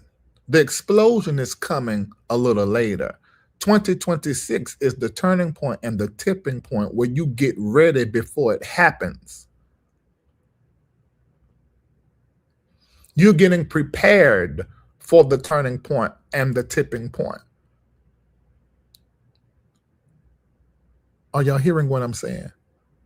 This is the transitional year over into what will be and what will never be again. Non-optional preparation. You're not waiting for collapse, although some are. You're preparing in advance. You're pivoting before. You're planning. You're going to be a part of the planning people and not the reacting people. You're becoming an adult and not a dependent. A builder, not just a commentator on what's happening. You see here? Are y'all with me?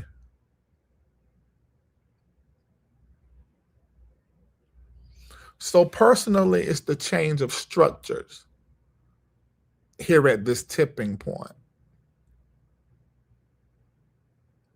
Embrace the change of structures. Ground yourself. May there be a shift in your behavioral economics, your behavior around economics. May you embrace neuroscience.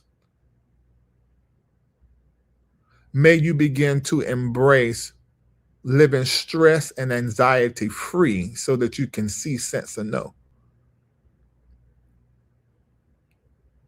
Your tolerance has been collapsing for over a year. And you need to pay attention to that. Also, stop over-explaining yourself. Pay attention to the patterns.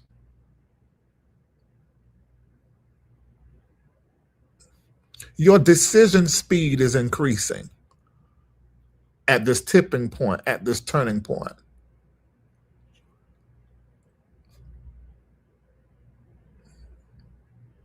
Every relationship in your life should have been going through, over the last 120 days, should have been going through a reorganization.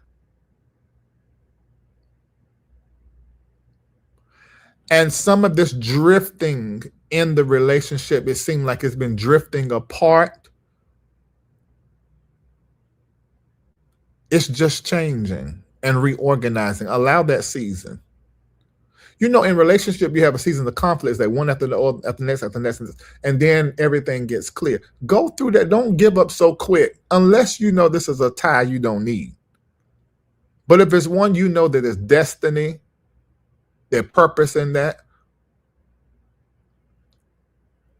recognize this drifting apart as a change and reorganization. And that drift sometimes comes with conflict. When a pair, duality, that's next year, when a pair puts the duality before the singularity, that creates a conflict that can be catastrophic and end things. So what I'm saying to you that are in relationship with you experiencing the reorganization that feels like a drifting apart, allow that. Because if you don't allow that, you're going to have conflicts that really make you feel like pulling apart. And see, that can be detrimental. Listen to the spirit and go through those seasons. It don't matter. Let me tell you, we get connected on this side in a way that is more sensual, more, for lack of better words, it may not like this, juvenile. Connection is actually very mature and spiritual and mystical and magical, but we don't connect, get married, and choose each other in that space. Most people, most times. We choose good puss, good bus, a great time, that connectivity and compatibility. We love that, and we call that compatibility love, and it's really not authentic love for people's individuality. That's how we pair up. And then we call it marriage, and then we get a contract, and we lay the spiritual stuff on top about no divorce and all. It just becomes a mess. It's a great enterprise that Christianity have created, because those contracts, marriage contracts, are really business contracts, and the government setting itself up to get. But that's another conversation. But spiritual folk, we align with our destinies and not our bodies. We align with our destiny and our purpose. We connect with that in mind, and not just our body parts.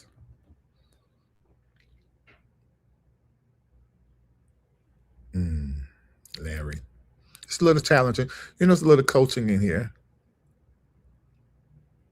But see, when you're ready for what's next, you get protected over your energy, you get protected over your time, you get protected over your vision. And I ain't ashamed to admit, I've never been that way till recently. I just started that 2025, getting protective over my energy. I just started my boundaries in 2022, didn't even know that I didn't have any protection for myself. But now, looking back, if I didn't have boundaries before 2022, I really didn't have any protection. So now creating boundaries, now start saying the importance of boundaries that protect me. I've always seen it for the business, for you, for that one, but never for me. See, this is how come I know. This turning point and tipping point is very personal, because now I'm protective over my thinking time. I'm protective over my recovery time. Give me a minute. We might not be able to talk this year. I need a minute to repair next year. I guard my mornings. Why are you in here? I'm not answering the phone. I must be with me first. See, all that's behavior that's saying, oh, you at a turning point. You for real, you at a change. So let that relationship with yourself and others reorganize. And this is something we don't allow relationships to do. Oh, I'm about to tell you something. I'm talking to you. This is me and you. I'm in your business. Every time the relationship, the tie, the friendship try to reorganize, you get triggered up. And that loss of control makes you go into the connection, trying to make stuff connect when it's supposed to be sitting in conflict, so that there can be a reorganization and you get into your singularity and get clear, and then look at the duality. See, there's always somebody in the relationship that's benefiting more. You got to watch their behavior, because some of their behavior is manipulative, because they don't want you moving out of the place that they call comfort. Or I know an insecure nigga when I look at one, and a neglect. I can see it in the men or the women. You calling it love. It is a conscious decision to be each other's comfort in chaos, sacrificing the future on the altar of American culture and the altar of American consumerism and the altar of American conquest. You've made connections in American constructs and don't even know that it's keeping you out of your purpose and destiny fulfillment. I know what I'm saying is difficult to hear, but I'm talking to you. And I'm saying what I walked out, what I've studied, what I've seen. Y'all, I am 40, about to be 48. I have been counseling people since 17. And I've seen human behavior shift and change in time, because I've been in work of people. Some of you may not have had that opportunity. So you may not have certain viewpoints and things, maybe a little different than mine, but I've been paying attention, and I've been looking back and getting more wisdom, because I can't say in it. I had to where I got it afterwards. Are you hearing what I'm saying? So your decision speed is picking up, and your tolerance level is lessening, where you can't sit with what you sat with before. This is the season of that. You're at the turning point and the tipping point, and there's going to be new behaviors personally that you're going to acquiesce to because you know you're at a point of no return. You feel it. You see it in America. If you're looking at Sibley's America's natal chart, it's plain. I'm not getting excited. Calm down, Reid. America will not be able to pretend anymore, and you can't neither. You're mass cracking.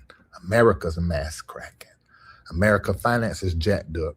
You're going to sit with your jacked up money. Well, I got money. Yeah, you got money, but it ain't got no direction. And it's actually on the wrong track. And all your money's in one country. One thing happened, you broke. See, we got to embrace this point of no return and pull out of it, extract out of it the strategy so we know how we need to be posturing for what's coming in the future. Get aligned. Choose alignment over approvals. You can get approved for anything you want. You can go get it. But does it align with my future and what I say I'm wanting? So when I'm talking stuff like this, not only is there a fight I experience from some of the people, few other people watching what I'm putting it out, but I also pick it up energetically as far as the algorithm. When I speak, y'all notice, you should notice, if not, go back and notice. Go look at my post on every platform when it comes to certain things, how they allow everybody to see it. But then I'm promoting a book, some conscious music or conscious point, hide it. Right now on Facebook, there's 30-something people that is letting see my live. 30-something people. This is how come I know me spending time in other countries is necessary so that I can speak to more people. Not online, but I'm talking about face to face. Because this country, people like me, they're not going to tolerate much longer.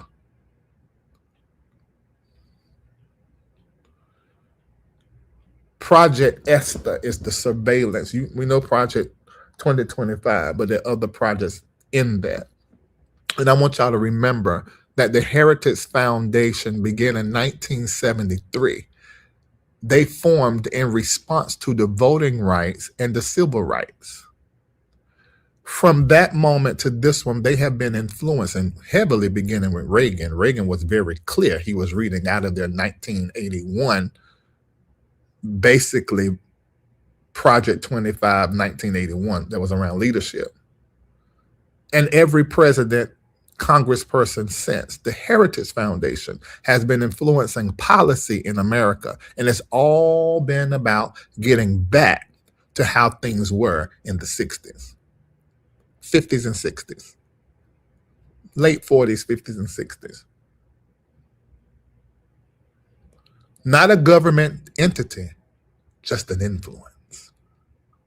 And this is what we're seeing now. And you're distracted by Donald Trump.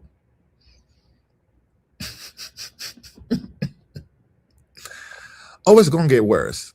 And it's going to get bad. You need to start building systems now. And these pastors in these churches that's taking this moment, playing on people's emotions, giving them hope. You can't feed hope right now. Not now. That's a deception. That's a distraction. This is not the time to be building people up in hope. They need systems. They need postures and positions that presented that they can acquiesce to protect and prosper themselves and their business. This ain't the time to preach hope, not hope alone. We need structures, routine, contingency plans. We're not sitting around waiting. We should be getting in ready.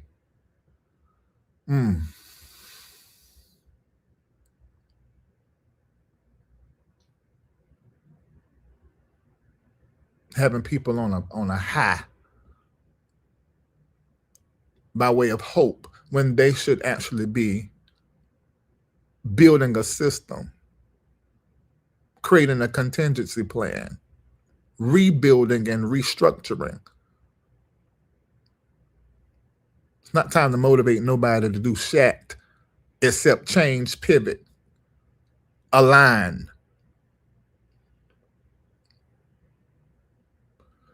Your nervous system and your identity and decisions need to start agreeing. The time of you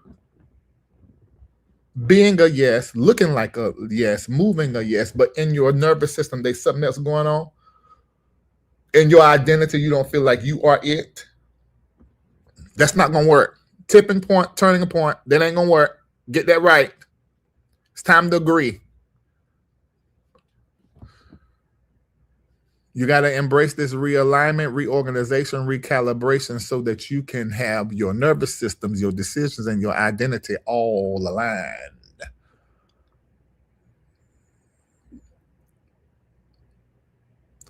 One of the things that should be happening to you right now at this tipping point, you should feel less emotional and more decisive. Raise your hand if you're experiencing that. You feel less emotional and more decisive. Lift your hands. 10:02. I'm a little late. I love this mantra here, Martha. I am the shit, and I'm successfully making shifts. Now, you know the difference between shit and shift is the F. The F is for the future. If you're not focused on the future, you're going to see where you are as nothing but shit. But if you got the future in mind and look at where you are, you right size, reorganize, wipe, and deal with the shit so that you can shift. Martha got it. Okay, I'm seeing a lot of hands. Oh, they more with this than that ain't with it. Y'all see that's because y'all been praying. We all been praying together Tuesday through Friday. We meet on Sunday and Wednesday.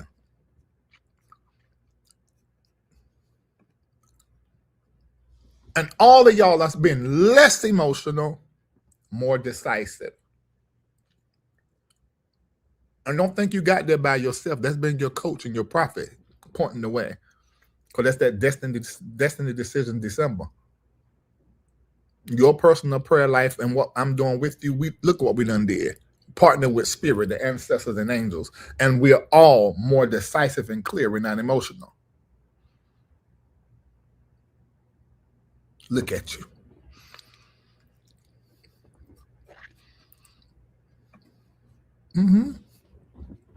How many? No, man, see this one. Oh, I know this will be. Raise your hand if you are. No, do black hearts. Y'all know black my favorite color. Put black hearts in the chat. If you've been losing tolerance,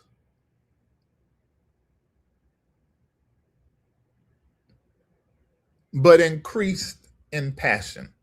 So it's like you don't have the tolerance that you had before. You just can't sit with the stuff no more. But you're not losing passion. Your passion is actually increasing. Raise your hand.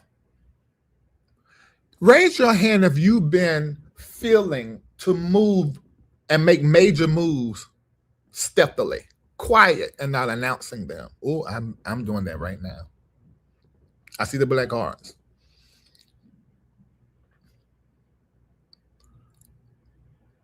Yeah. You're less tolerant, but you're more compassionate in the areas of concern. Like I can't tolerate no black person with a white soul. But at the same time, I got love for the person whose soul was whited against their will and against their knowledge. I ain't got time. I'm sick of white people. Sick of white people. Tired of white people. Sick. But at the same time, I have compassion for the white-skinned person that don't know. Who, if they did know, will get back to their black soul. You see how that, and y'all in that too? I'm sick of my children. I'm sick, but my love for them is making me declare and create and speak things over their mind. My daughter owe me money right now and don't hit me up unless she needs something. But I declare that her mind is shifting and she's coming into the full knowledge of every seed that's ever been planted in her that was good for her. You see? How many of them? That's where I'm at.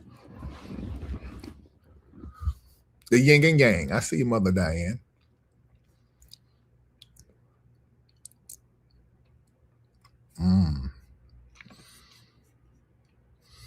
All right.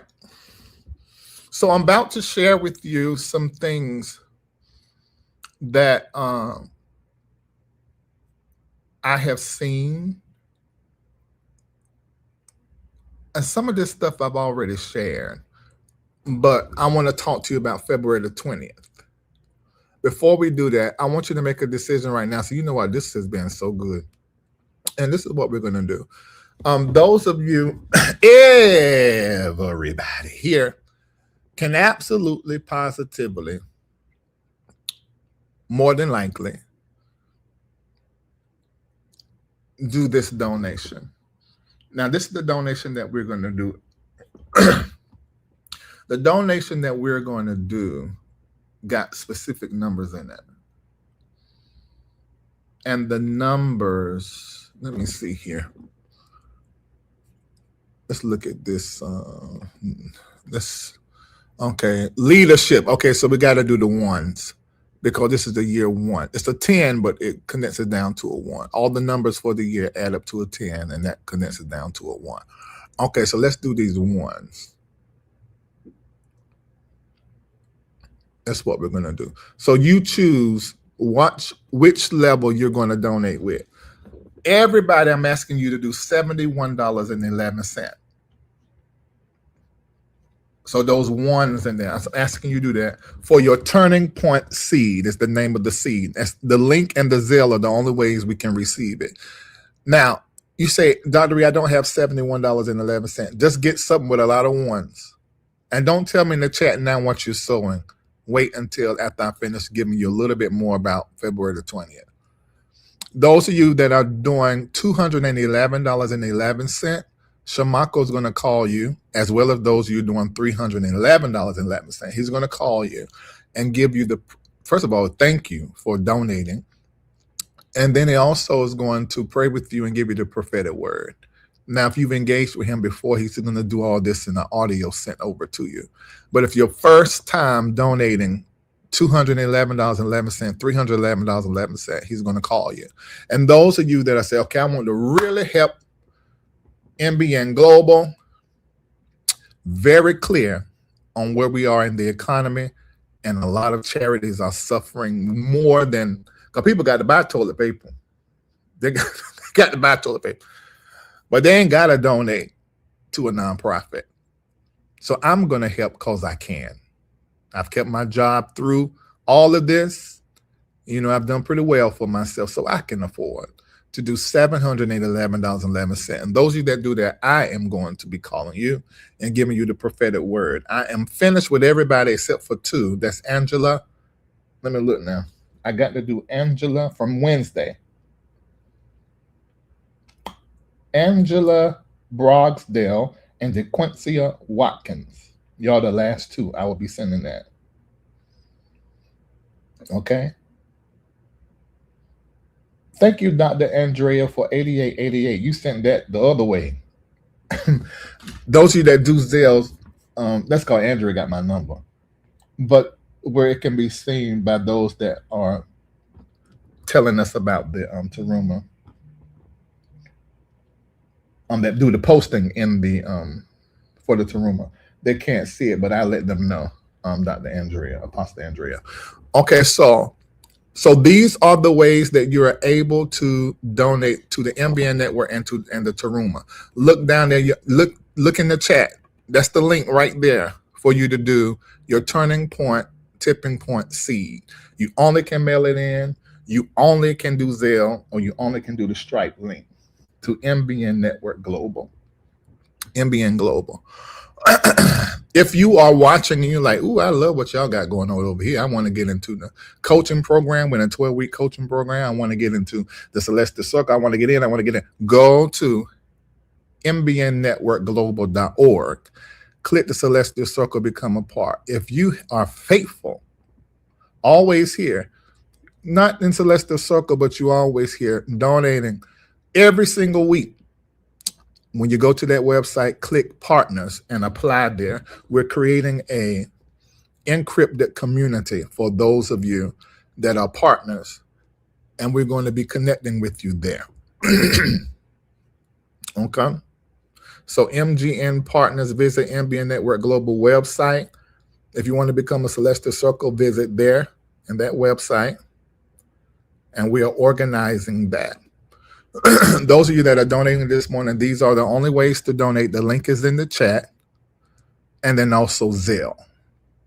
Well, I have Cash App. I want to donate, but y'all don't have a Cash App. Well, the Taruma link, you can give through your Cash App. It'll just be counted as a Taruma. Okay. All right. If you want to go ahead in the chat and tell me so that I can recognize your donation and agree with you, if you want to go ahead and tell me what you have donated, I'm going to get to it. Kendall's in the back. He's going to star it so that I can recognize it. And I want to tell you in advance, thank you for helping us. Let me get into this February the 20th thing. Give me about 15 minutes to do this and we're done. Y'all probably ain't going to church or nothing because the hawk is out. Like, I know some of y'all normally go to church, but y'all probably ain't going, are you? Because the weather. If you're on the East Coast.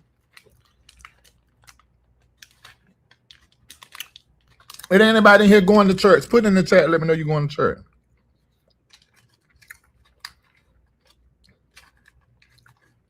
Yo, I'm so hungry. I'm so hungry right now. Oh my God. I ain't gonna be able to do no DoorDash. Is the ice on the you can't see the Zelle, baby? Okay, the Zelle is the link. Oh no. The Zelle is for is the donations email. The Zelle is donations at mbnnetworkglobal.org.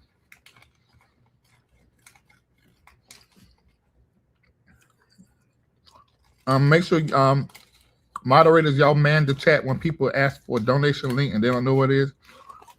And those of you that are coming in, only trust the links posted by those with the blue wrench.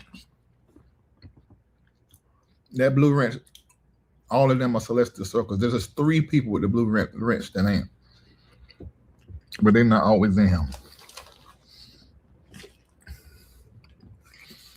All right. You here now, Prophet? Where are you at? You going to church? Oh, you at church now?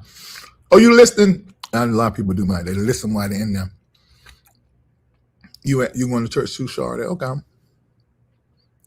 I am at my friend's church, and it's a snowstorm in Michigan. I'm going to grocery store and back home to bed. Okay. We have virtual church today. Memphis is covered in sleep. Wow. Church, YouTube, MBN got you. Hey, Michelle Holly, how you doing? I absolutely love you. All right. I see some super seeds. I get to prophesy to some of you. Great. I love that. You heading to church now, D Parts? Be careful. Or your church cancel. I'm there already. Okay. You know, it's old school. The hawk is out when it's cold.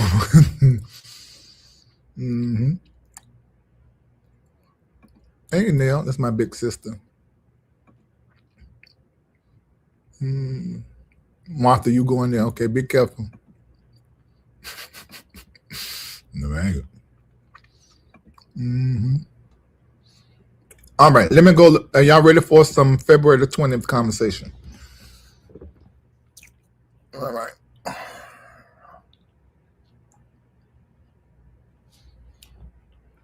After you donate, please put in the chat once you donate it, Kendall starring it. And then before I get off, I'm going to acknowledge it and agree with you.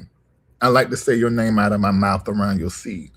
The only office, the only instance, even not just in Christianity, the prophet is tied to prosperity, and that's across belief systems.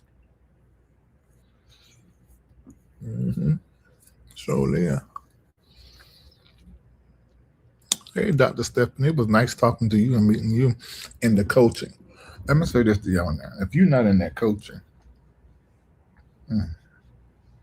if you become a Celestial Circle member today, instantly you'll get the first 2 sessions of Celestial Circle, and you'll be able to be in this Wednesday night's School of Prophets and Mystics. The first session happens this week. So that session is 6 weeks, and we do activations at Reformation, July the 24th through the 26th in Atlanta. And if you become a Celestial Circle member today, you'll get the first 2 sessions of the 12-week session of coaching. And those 2 alone, if you listen to it over and over, can reshape the world of your vision surrounding your business, okay? Larry, what name to use for sending the money to MBN? Use your name. The only way you can send money to MBN Global is through a link or Zelle. That's it. And we put that in the chat. Look in the chat, Cara Porter, and you'll see the link. One says Taruma. Look for the one that says MBN Global. All right.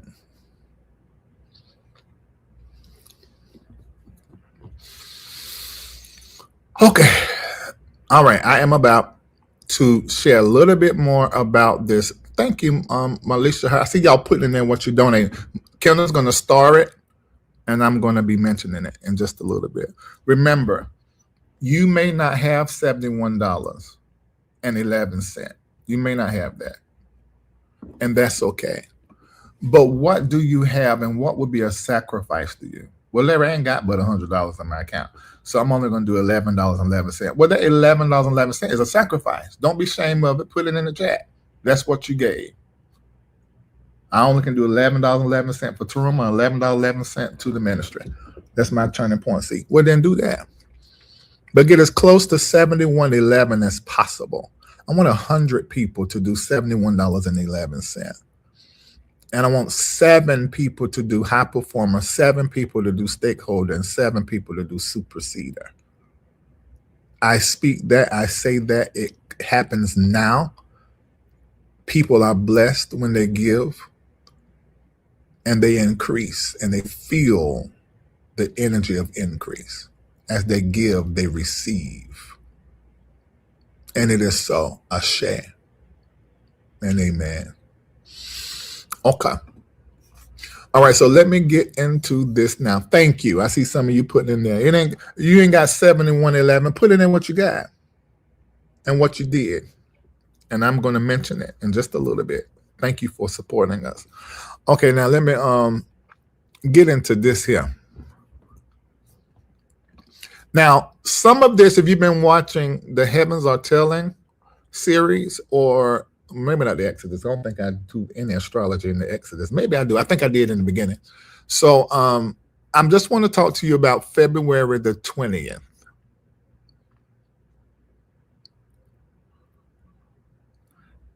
Okay. The reason why everybody put February the 20th, 2026 in the chat. And then, but make sure you put in there also your donation, because we are looking for 7 superseders, 7 stakeholders, 7 high performers, and 100 partners. That's 71.11. Y'all, this is the wrong Sunday to ask for this, but I don't care. People got paid on the 15th, get paid on the 1st, got paid Friday, had to pay bills. You just went and put all this money for groceries. Larry, this ain't the time to ask people to donate. Well,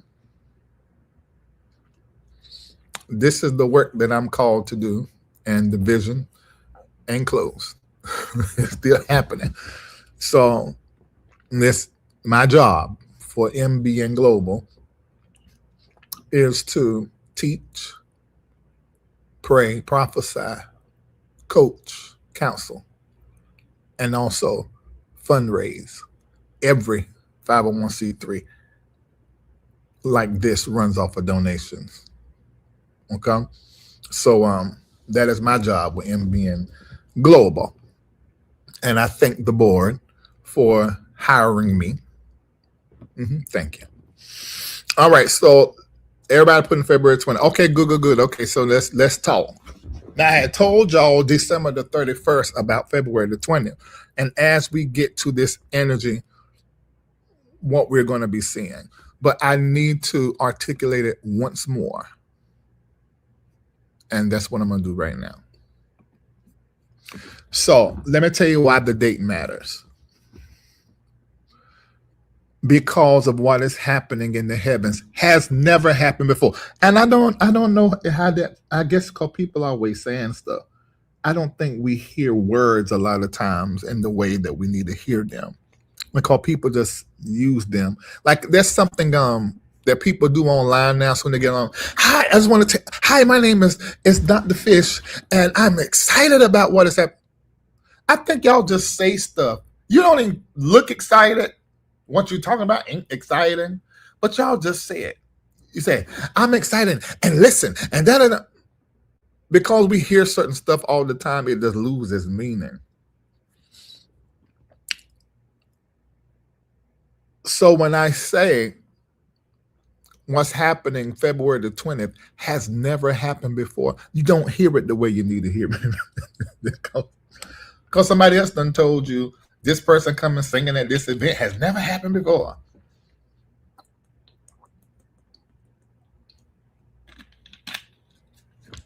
You know, but maybe your spirit can hear me.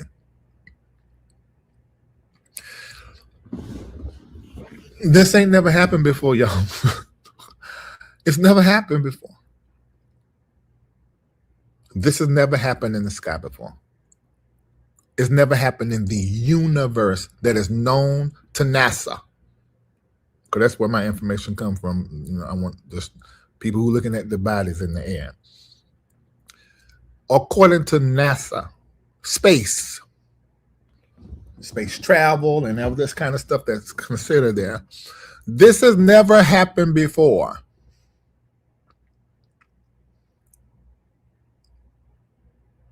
Are we clear on that? Never happened before. What's happening, Reid? There is a planet, 2 planets. Saturn, I think I got this in here. Let's look at what Saturn represents. Saturn represents discipline, responsibility, and limitations. Influences how you deal with challenges, structures your life, and mature over time. Saturn represents discipline, responsibility, and limitations, influences how you deal with challenges, structures your life, and mature over time. Now, this is written personal, but I want you to look at it with America in mind. The other planet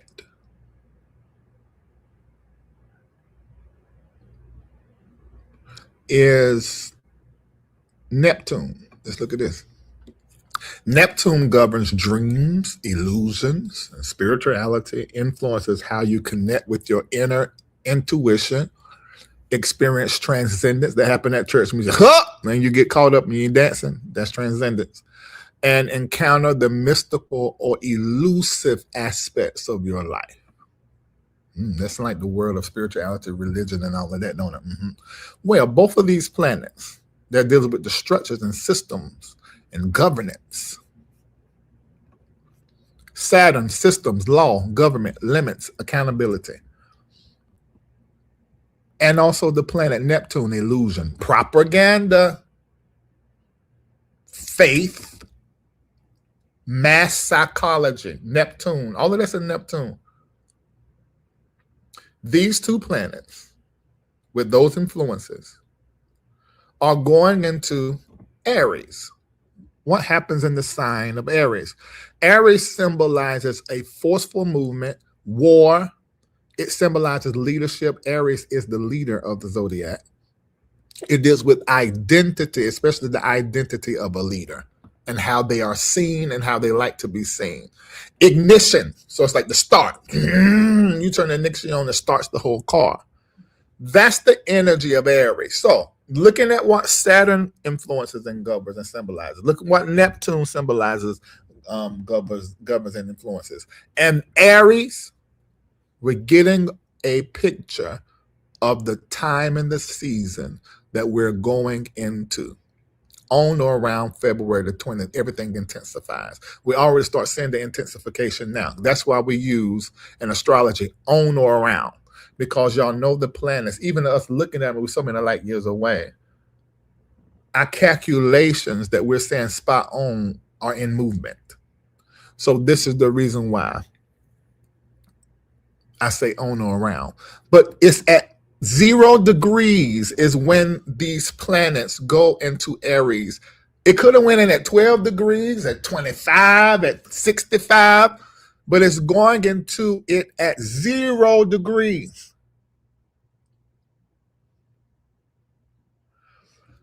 Do y'all know that's called in astrology the world point? Put in the chat the world point.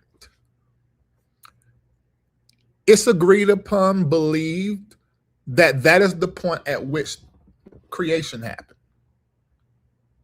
That is the point at which everything became something. That is also the point that wisdom and the divine intelligence begin to create the entire world. Remember, wisdom is a woman. The first gender, according to our Christian faith, made was the male and then the female. But as far as femininity predates masculinity. God sits in the space of the divine feminine and the divine masculine, but isn't defined by either one, because his identity is all, everything. So the all reached for femininity to create the world at 0 degrees. The world point. That's why the woman is symbolized by the circle, womb, man with womb, and man is symbolized with number 1. We're in a what year? A 10 year. That collapses down to a 1. Are y'all drawing the parallels as I'm talking? So it's the world point. It's believed that is the degree at which the divine intelligence and the feminine energy called wisdom created the world. The world point. So that means, because it's 0 degrees in Aries, I need everybody on Facebook to hit like, please. Because it is at the world point, 0 degrees, that means on or around February the 20th, the entire world resets. And it resets by war. It's a bloody reset. It's cantankerous. It's rigid. It's sharp, edgy. Restrictive. February the 20th, on or around. I keep doing this. I notice I do that a lot. And I ask you, are you listening to me? I do that a lot, I notice. Because I know I'm trying to talk to your spirit, so much so that eventually your mind and your ear can process what I'm saying. So when I'm doing this, that's what I'm meaning. Don't think that I think you're not listening to me. I mean, sometimes it feels that way. But just let me go through my things. Tiffany said, Jesus, Jamal Christ, hilarious. That's horribly funny to me. but I'm in teach mode, so I ain't laughing. But that is an amazing joke. Okay. Saturn, Neptune, Aries, 0 degree world point. Now, is everybody clear so far? And I know those of you that I teach regularly are clear because you used to be teaching. But I need to hear from somebody who's in the bushes watching. You trying to grab. Let me know. Are you clear right now on this part? I'm waiting for you in the chat to let me know. I'm talking about somebody without a blue range. I'm talking about somebody that just ain't, that's a normal listener. You're not even here all the time. Or you're new here.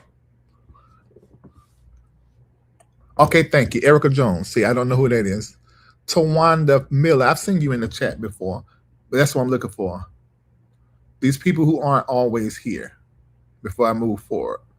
Okay. Harold Timberlake. Okay. All right. Lisa Lyric Speed says I'm clear. That's what I'm looking for. I want to make sure I'm just really clear. All right. Thank you. That's enough of you that I don't normally see in the chat, letting me know that thank you, Reggie Chandler. How you doing? I haven't seen you in a while. Carl Porter. See, these are people I don't always see commenting. So if they saying they're clear, I'm doing a darn good job with being clear. Because this is a lot to take in for fresh ears who aren't used to listening to, prophets and apostles reveal and draw parallels using numerology and astrology with the prophetic and spiritual. That's a lot. And at the same time, I'm talking deconstruction talk, African Christianity, Western. I said a lot. So if they said I'm clear, I'm doing a good job. Okay. Almost done with February the 20th. On or around February the 20th. The world point. Global reset. Remember the scripture in I just seen something. Our base scripture sort of alluded to this happening. Not this one in Jubilee, but this one in the King James. It says, I will shake not only the earth, but also the constellations.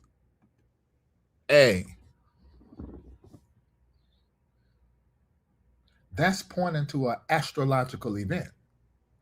And the astrological event is February the 20th of 2026. I didn't even see that code when Spirit gave me that text for the month and for the year. I didn't see it. I'm just now seeing it. Even the text that we chose prophesies about February the 20th, because the heavens get shook into a reset. So we uncovered that together just now.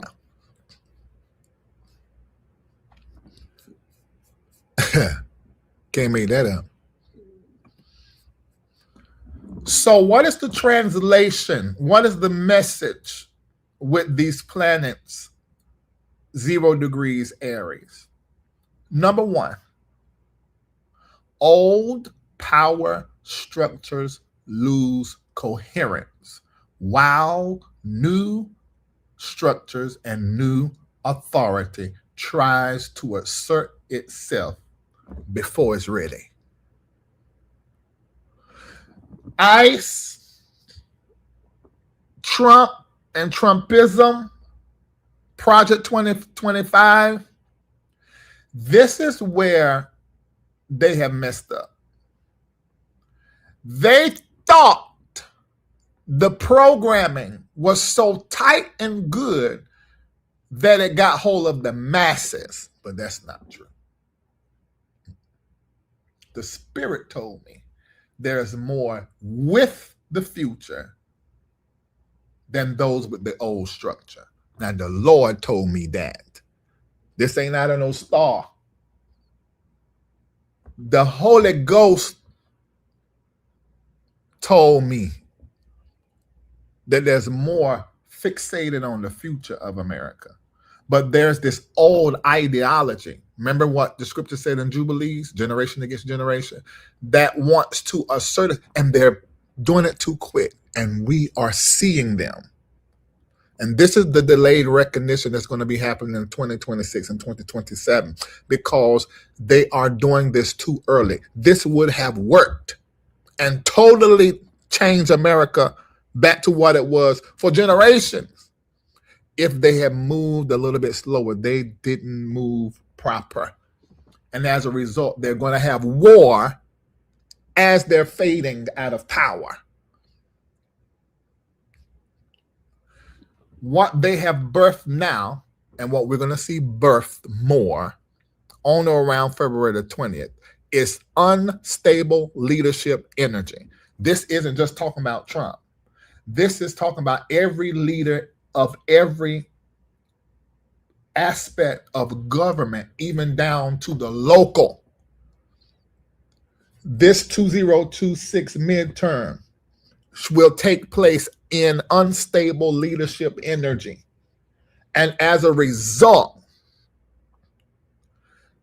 there may be an overthrow to stop the election in several states. And the courts get involved and Congress get involved. And this is where we're going to see this bifurcation, this split at the top. And this is going to cause this stone I keep seeing coming out of the earth. It's a stone, but it's a people. I just remember a text of a statue. The head was like an eagle and the foot was of a clay, and there was a stone that came and busted each one. Hey, that's Christ's consciousness, and that's a new people. Get back to what I'm talking about. And I got taken away with my sight. Okay, let's come out of that and come back to this.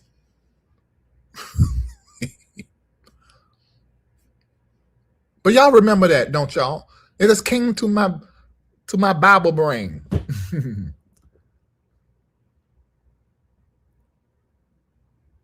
Hey, that text. So this is like a puzzle we putting together as a prophetic community.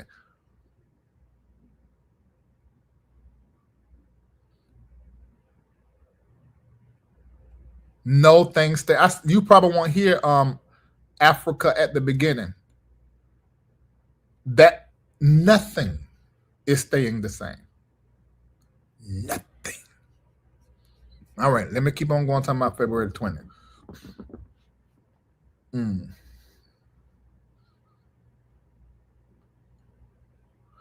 Now, when I say first time in history, I want to clarify Saturn and Neptune have met before and in Aries, but never.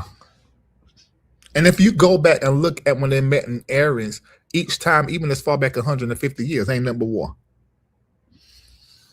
But we're talking about Aries at 0 degrees. This is the reset, global reset. They have never met at a world point. Never. This is historically unprecedented.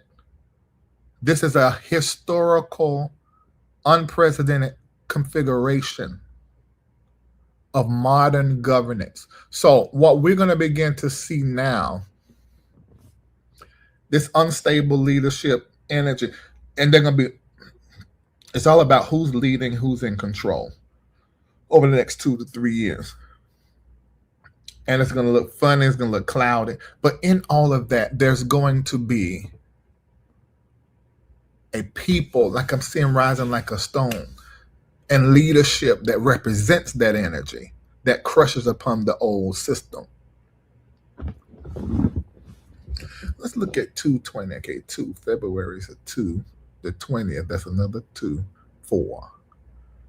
And then the 10, 14, 5. That day comes to a 5, 2, 3, 4. I'm counting I need to be counting 20. It need to be 2 plus 20 is 22. Woo. 2, 2, 2. Okay, let's stop there.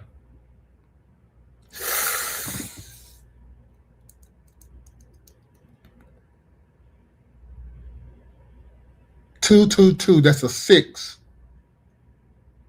Man gets divided at a 222, but divided into sections. Y'all, we may begin to see on or around February the 20th talks about these camps even the more that already are, but aren't being discussed.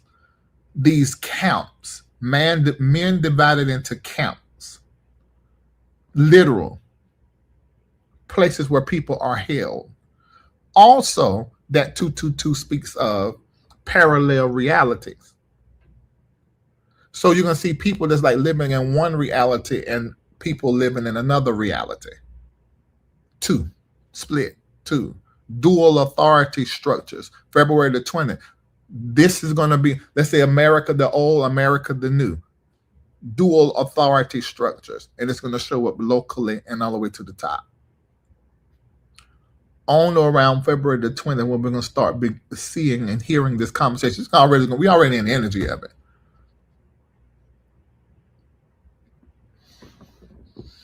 The 1 in 2026 is dealing with the fading of the founders, leadership shifting. You can see leaders of pastors, preachers saying they no longer believe this, or they believe this, or they're going to be clear on their stance against the administration or for the administration. That 1 is forcing a new beginning. The 0 degree, February the 20th, in Aries, is prophesying a beginning and a reset. That 1 also speaks with a power grab. We're going to see our president and other leaders of organizations strong arm a people or assert their power in a way that is separate from consensus. So doing things without the backing of others. That 222 plus Aries says the leadership splits and authority is contested. Oh, this is going to be very interesting energy.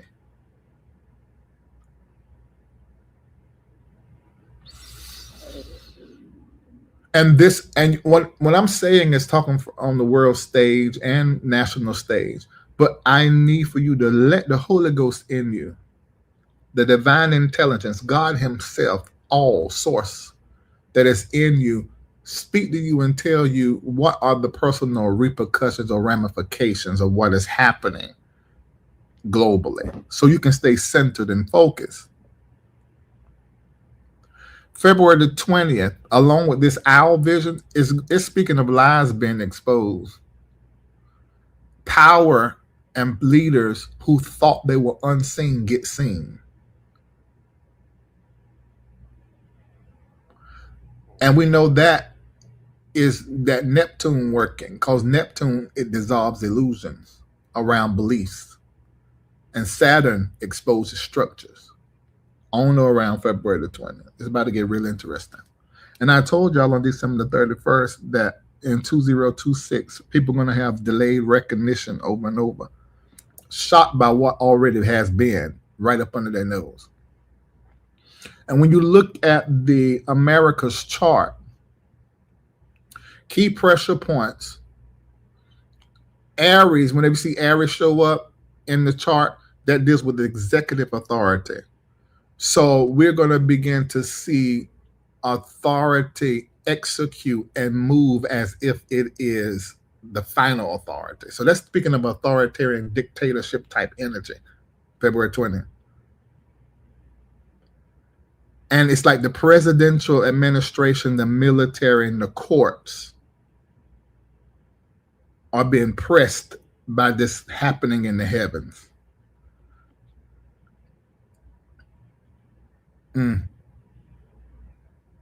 As time go along, you guys, from now all the way till 2028, 2030, 2032, 2039, that Uranus is all stays in Gemini until then.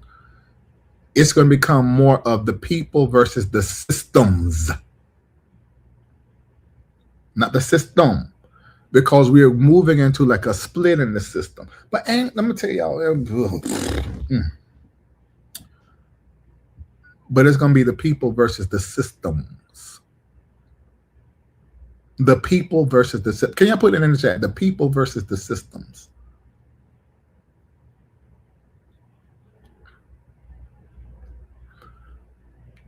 And what's going to cause this, more of this split that I cited February of 2017 that I told y'all about. If you've been following the platform for a long time, you got the privilege of knowing all of this stuff was said many years ago about this time under a Trump presidency. It was very specific.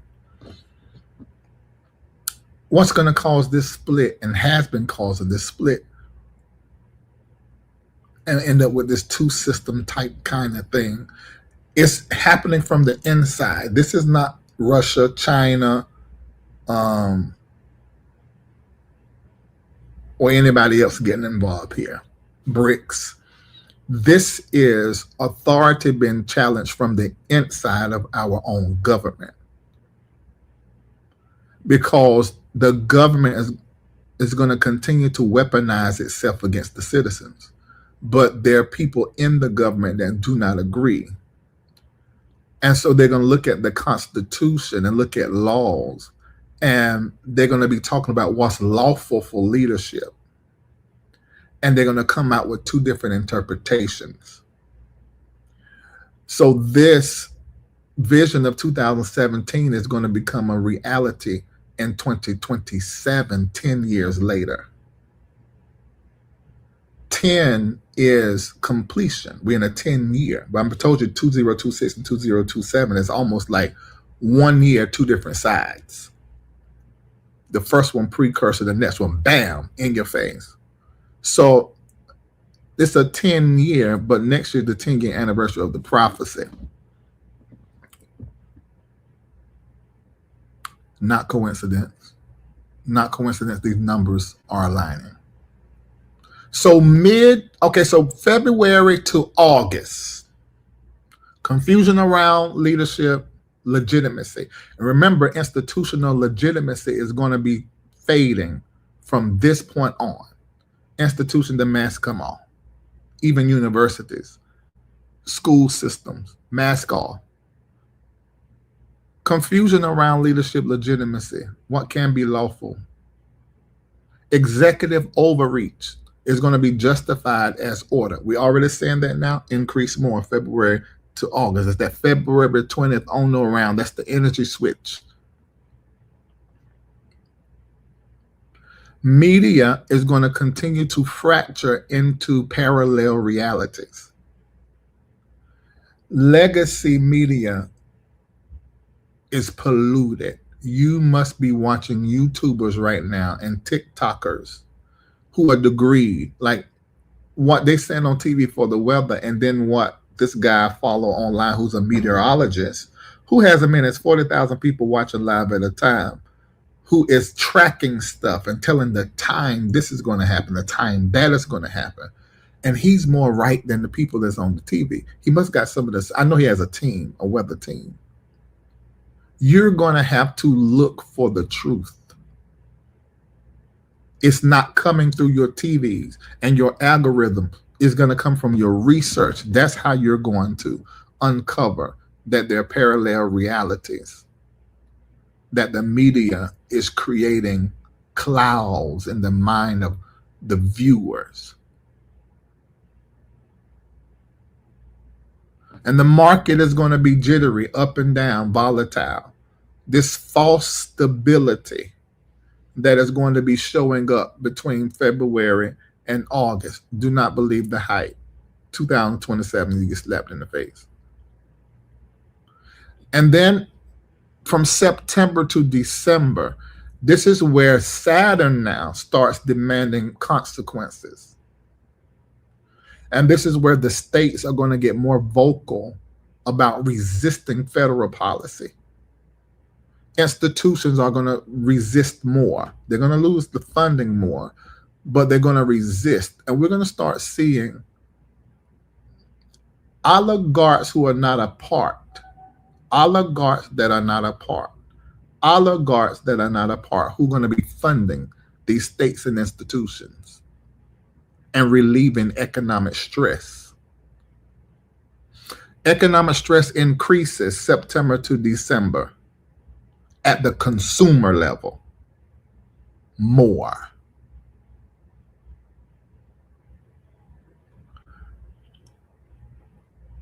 They're going to begin to debate civil liberties in a way that they haven't been debated since the Civil Rights Act. Remember, the Heritage Foundation, they are the response to voting rights and civil rights of the 60s. That's what they were created for. And they're going to have these civil liberties debated openly under the wise of security language. But even then, some people ain't going to be clear what's happening. But when we go into 2027, that first 4 to 5 months, Neptune kicks into second gear of dissolving trust around religion, around systems. Leadership is questioned more loudly. The protest and counter-protest, that's a normal thing in our country by that time. The state versus federal, that intensifies and escalates first part of January 2027. And the financial restructuring conversations, they go public. So those of you invested in XRP and the other financial tools, financial future, make sure you keep your ear to the ground around Ethereum and Bitcoin. This can be a great time for those of you that invested wisely in 2026 during the volatility.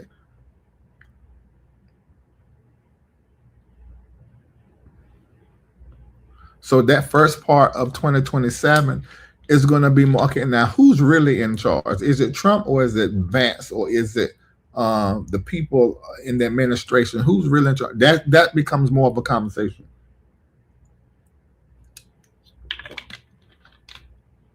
Now, after that, this is the middle end of 2027. I'm going to go ahead and say I feel a certain kind of way about, and I have since 25. That 27, and this is in the Heavens Are Telling and the Exodus series, because I broke down the segments of the year like this astrologically almost 2 years ago. So you got to go and watch Exodus and the Heavens Are Telling on the Larry Live YouTube page. Is in my playlist. Go watch. Saturn fully gets activated into Aries. Remember what Aries represent, and the planet that rules Aries, which is a war planet, Mars. And Pluto is further in Aquarius than ever before middle 2027. And Uranus, because it goes into Gemini and is father in Gemini, it's now destabilizing information and economics. Y'all, it gets, this is mid 2027 is the serious turn. Put that in the chat. According to astrology, 2027 is the serious turn of events. Now, when we get in 2027, I'm going to be talking about, y'all remember when I said in 2026, and some people going to be watching this, but I don't know I don't know what he said, but you going to know.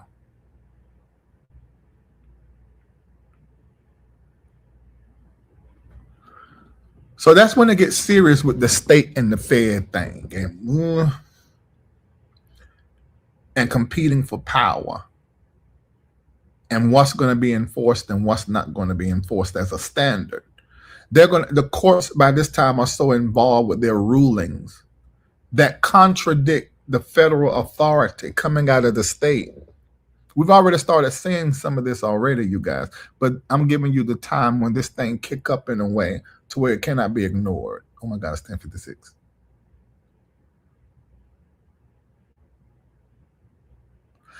The whole conversation of restructuring and the union and this kind of conversation, us versus them, a whole mess.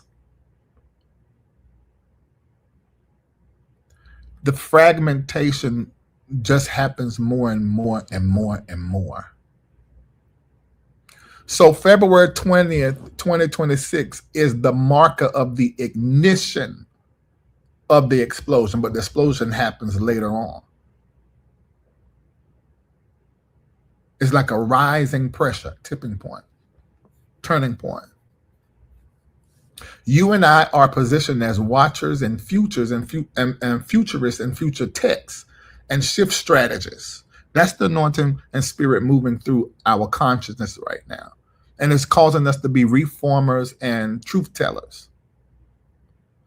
Do not negotiate that. That is the spirit of the world to come that is vibrating through your personal expression.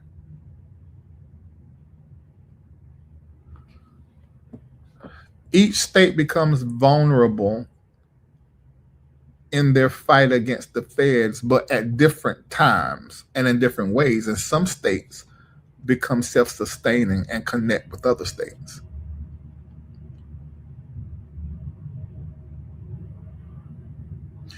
And I think I'm going to stop there for today. Now, if you listen today and you learned anything, make sure you at least attempt to say thank you and I honor you. $71.11. Get as close as that as possible. Maybe you already done $71.11. So this was really good. I'm going to do $211.11 so that Shamako can call me and give me the word of the Lord. Stakeholders and high performers he's calling. I'm sending messages to the superseders. And I see 2 superseders already. So I will be sending you the prophetic word and you will get them before Wednesday. And Angela and DeQuincy, you'll have yours before Wednesday. Okay. Yes, I agree. Replaying this is absolutely necessary so that you can be fully into the information. It can get in your consciousness and mix with your spirit and your prophetic gift, and you'll start getting information on what you need to be doing on a personal level as relates to what you just heard. Look in the chat for the link to do your turning point, tipping point seed and your Teruma.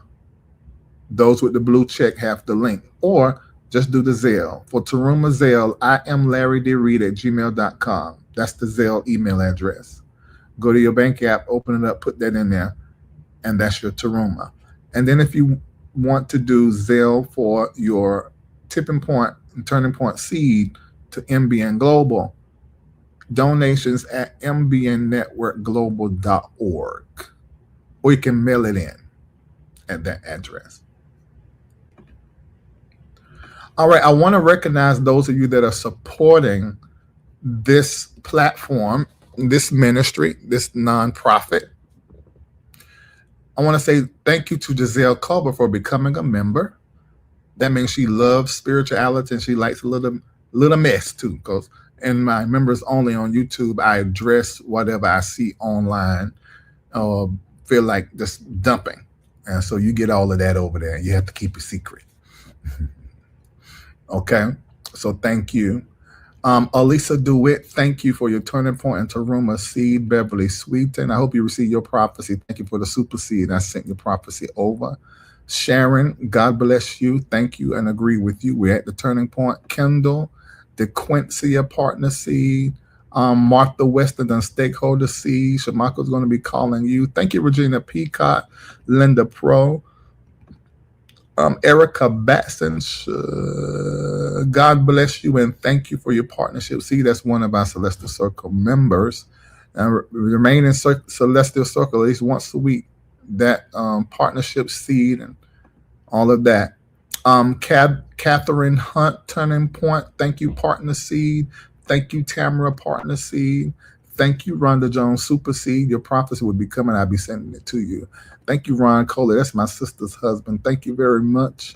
Dorothy, God bless you. Sheba, Taruma, I see you, Miss Belts. Latina, God bless you, partner seed. Dr. Stephanie, partner seed. Joseph, partner seed. Julie Alexander, partner seed. Glenda, that's Glow, partner seed. Thank you. She says Taruma. She always put the Taruma in my hand. So she holds it. And this is the way that it was done with the priest, you guys, until she see me. And she puts it on. And I have to sit there and read through everything. It's pretty much a prayer workout. But I have to read through all of those. It's Glow, CJ, and the Tabiri Trio. Hey, Selena. She called and talked to me today. and the man of the house. How y'all doing? Malisha, God bless you, and thank you so much for supporting us here with that seed. Thank you so much, Shelly. Thank you so much, Joyaka. Thank you. Tiffany McCormick, God bless you and your whole household.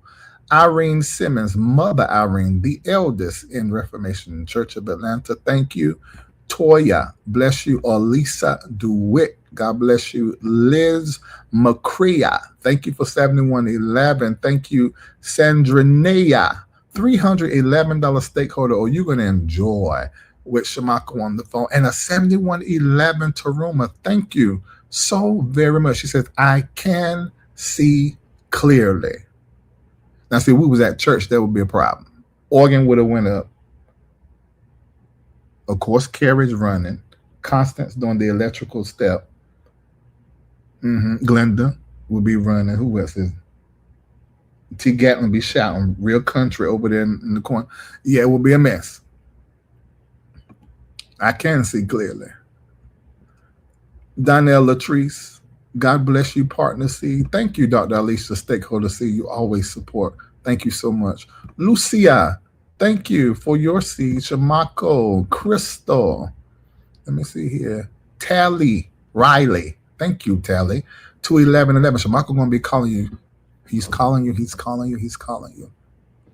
Let me see. Sharifa, Black Soprano. You a soprano? See, if you was in the LRL Patreon, you can be singing with the singers. If you were written, now you got, now wait, let me explain, because some folk be saying they can sing, they can't. But in this community, we got some singers. So if you can hang, come on. Thank you for your donation. Woodard, God bless you, in agreement with you, and it is so. Sandra Dickens, Shamako's going to be calling you. Monica Jackson, 7111, thank you.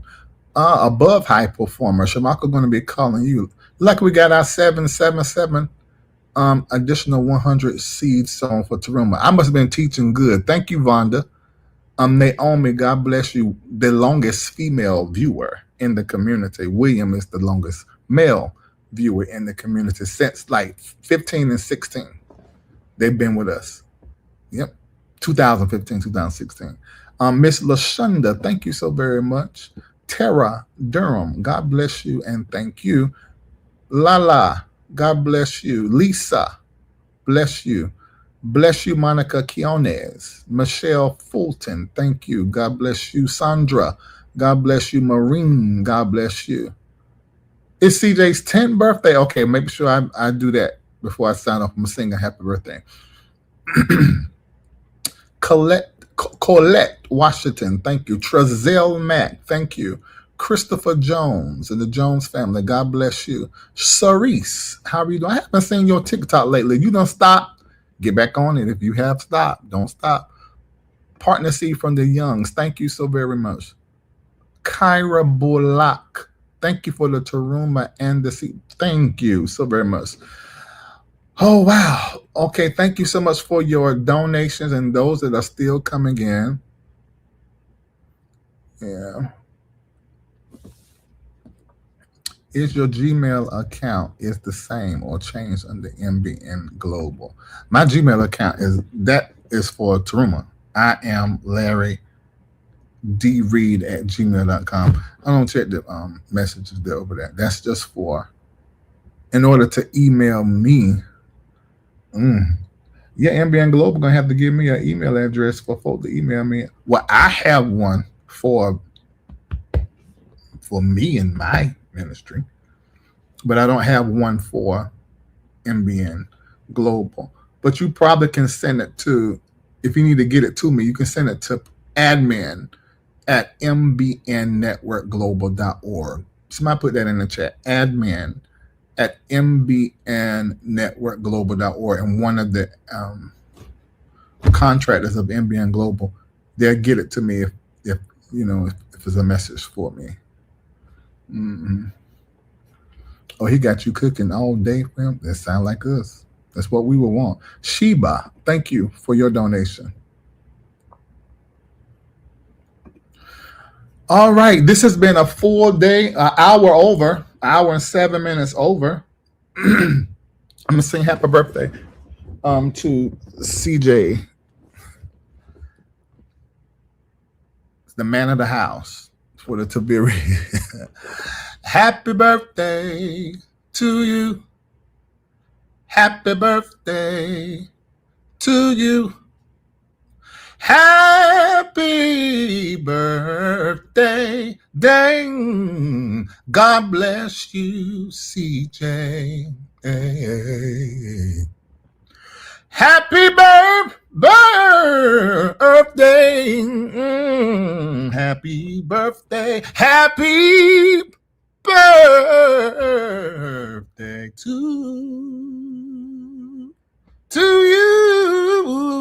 you, CJ, to you. Happy birthday, and enjoy your food that your mama is cooking for you. Whew. All right, this is something to go back and chew on. I can't wait to see what Nicole Johnson DM Pair do with this. Being an air sign and the way I'm wired, if you look at my notes, you'll be like, this ain't what you say. You say this part, but you say that part. It's that air sign thing, just in the moment, stuff just come to me and articulate it. And I love that there are people that are capturing it. And I hope you were blessed on today. I hope you were blessed. All right, take care of yourself and go back, read over it. Remember, Sankova, we're making a return, getting into the technology of our ancestors. That's what brought us here. And we are Africanizing in our spirituality and in our Christian lens. And we are moving away from Western European Christianity and all of the lies, exposing that, no longer restricted by it. And we're embracing the future and the direction that we're to go.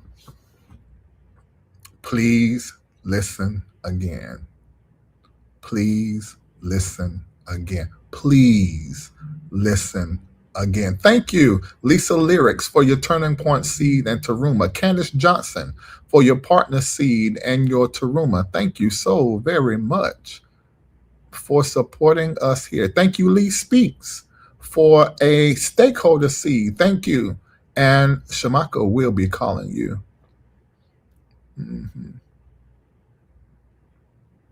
Onion sausage sounds good, la la. I am so glad you are enjoying it. I love that. Use it for all your prophecies and everything. It's wired to help. Coded to help. Just like you coded to help somebody. Do you know that? You're coded to help somebody. You are, absolutely. All right, I want to invite all of you that are watching that are not a part of our Patreon to become a part of Patreon. Here's an advertisement, let you know what you miss. All right, God bless you, love you. Looking for a vibrant community where faith meets empowerment? Welcome to the LRL community on Patreon. Here, you'll gain access to our financial wellness plan to level up your money game and the Build Your Immune System Health and Wellness Lifestyle Plan to keep your health in check. But that's not all. With the groundbreaking AIR project, we're creating jobs in Africa, beginning in Ghana, Plus, you'll unlock insider tips from senior executives across industries. And the best part? Be a part of our daily prayers, weekly coaching sessions with Dr. Larry Reid himself, Sundays at 8 a.m. Eastern Standard Time, the Breakdown Q&A Wednesdays at 7 p.m. Eastern on Patreon, and so much more. It's time to connect, grow, and thrive. Get the apps, grab the merch, and join us on patreon.com/Larry Reid Live. Let's build something amazing together. The LRL community is waiting for you. And we're ending at 11:11. That's not coincidence. That's alignment. God bless.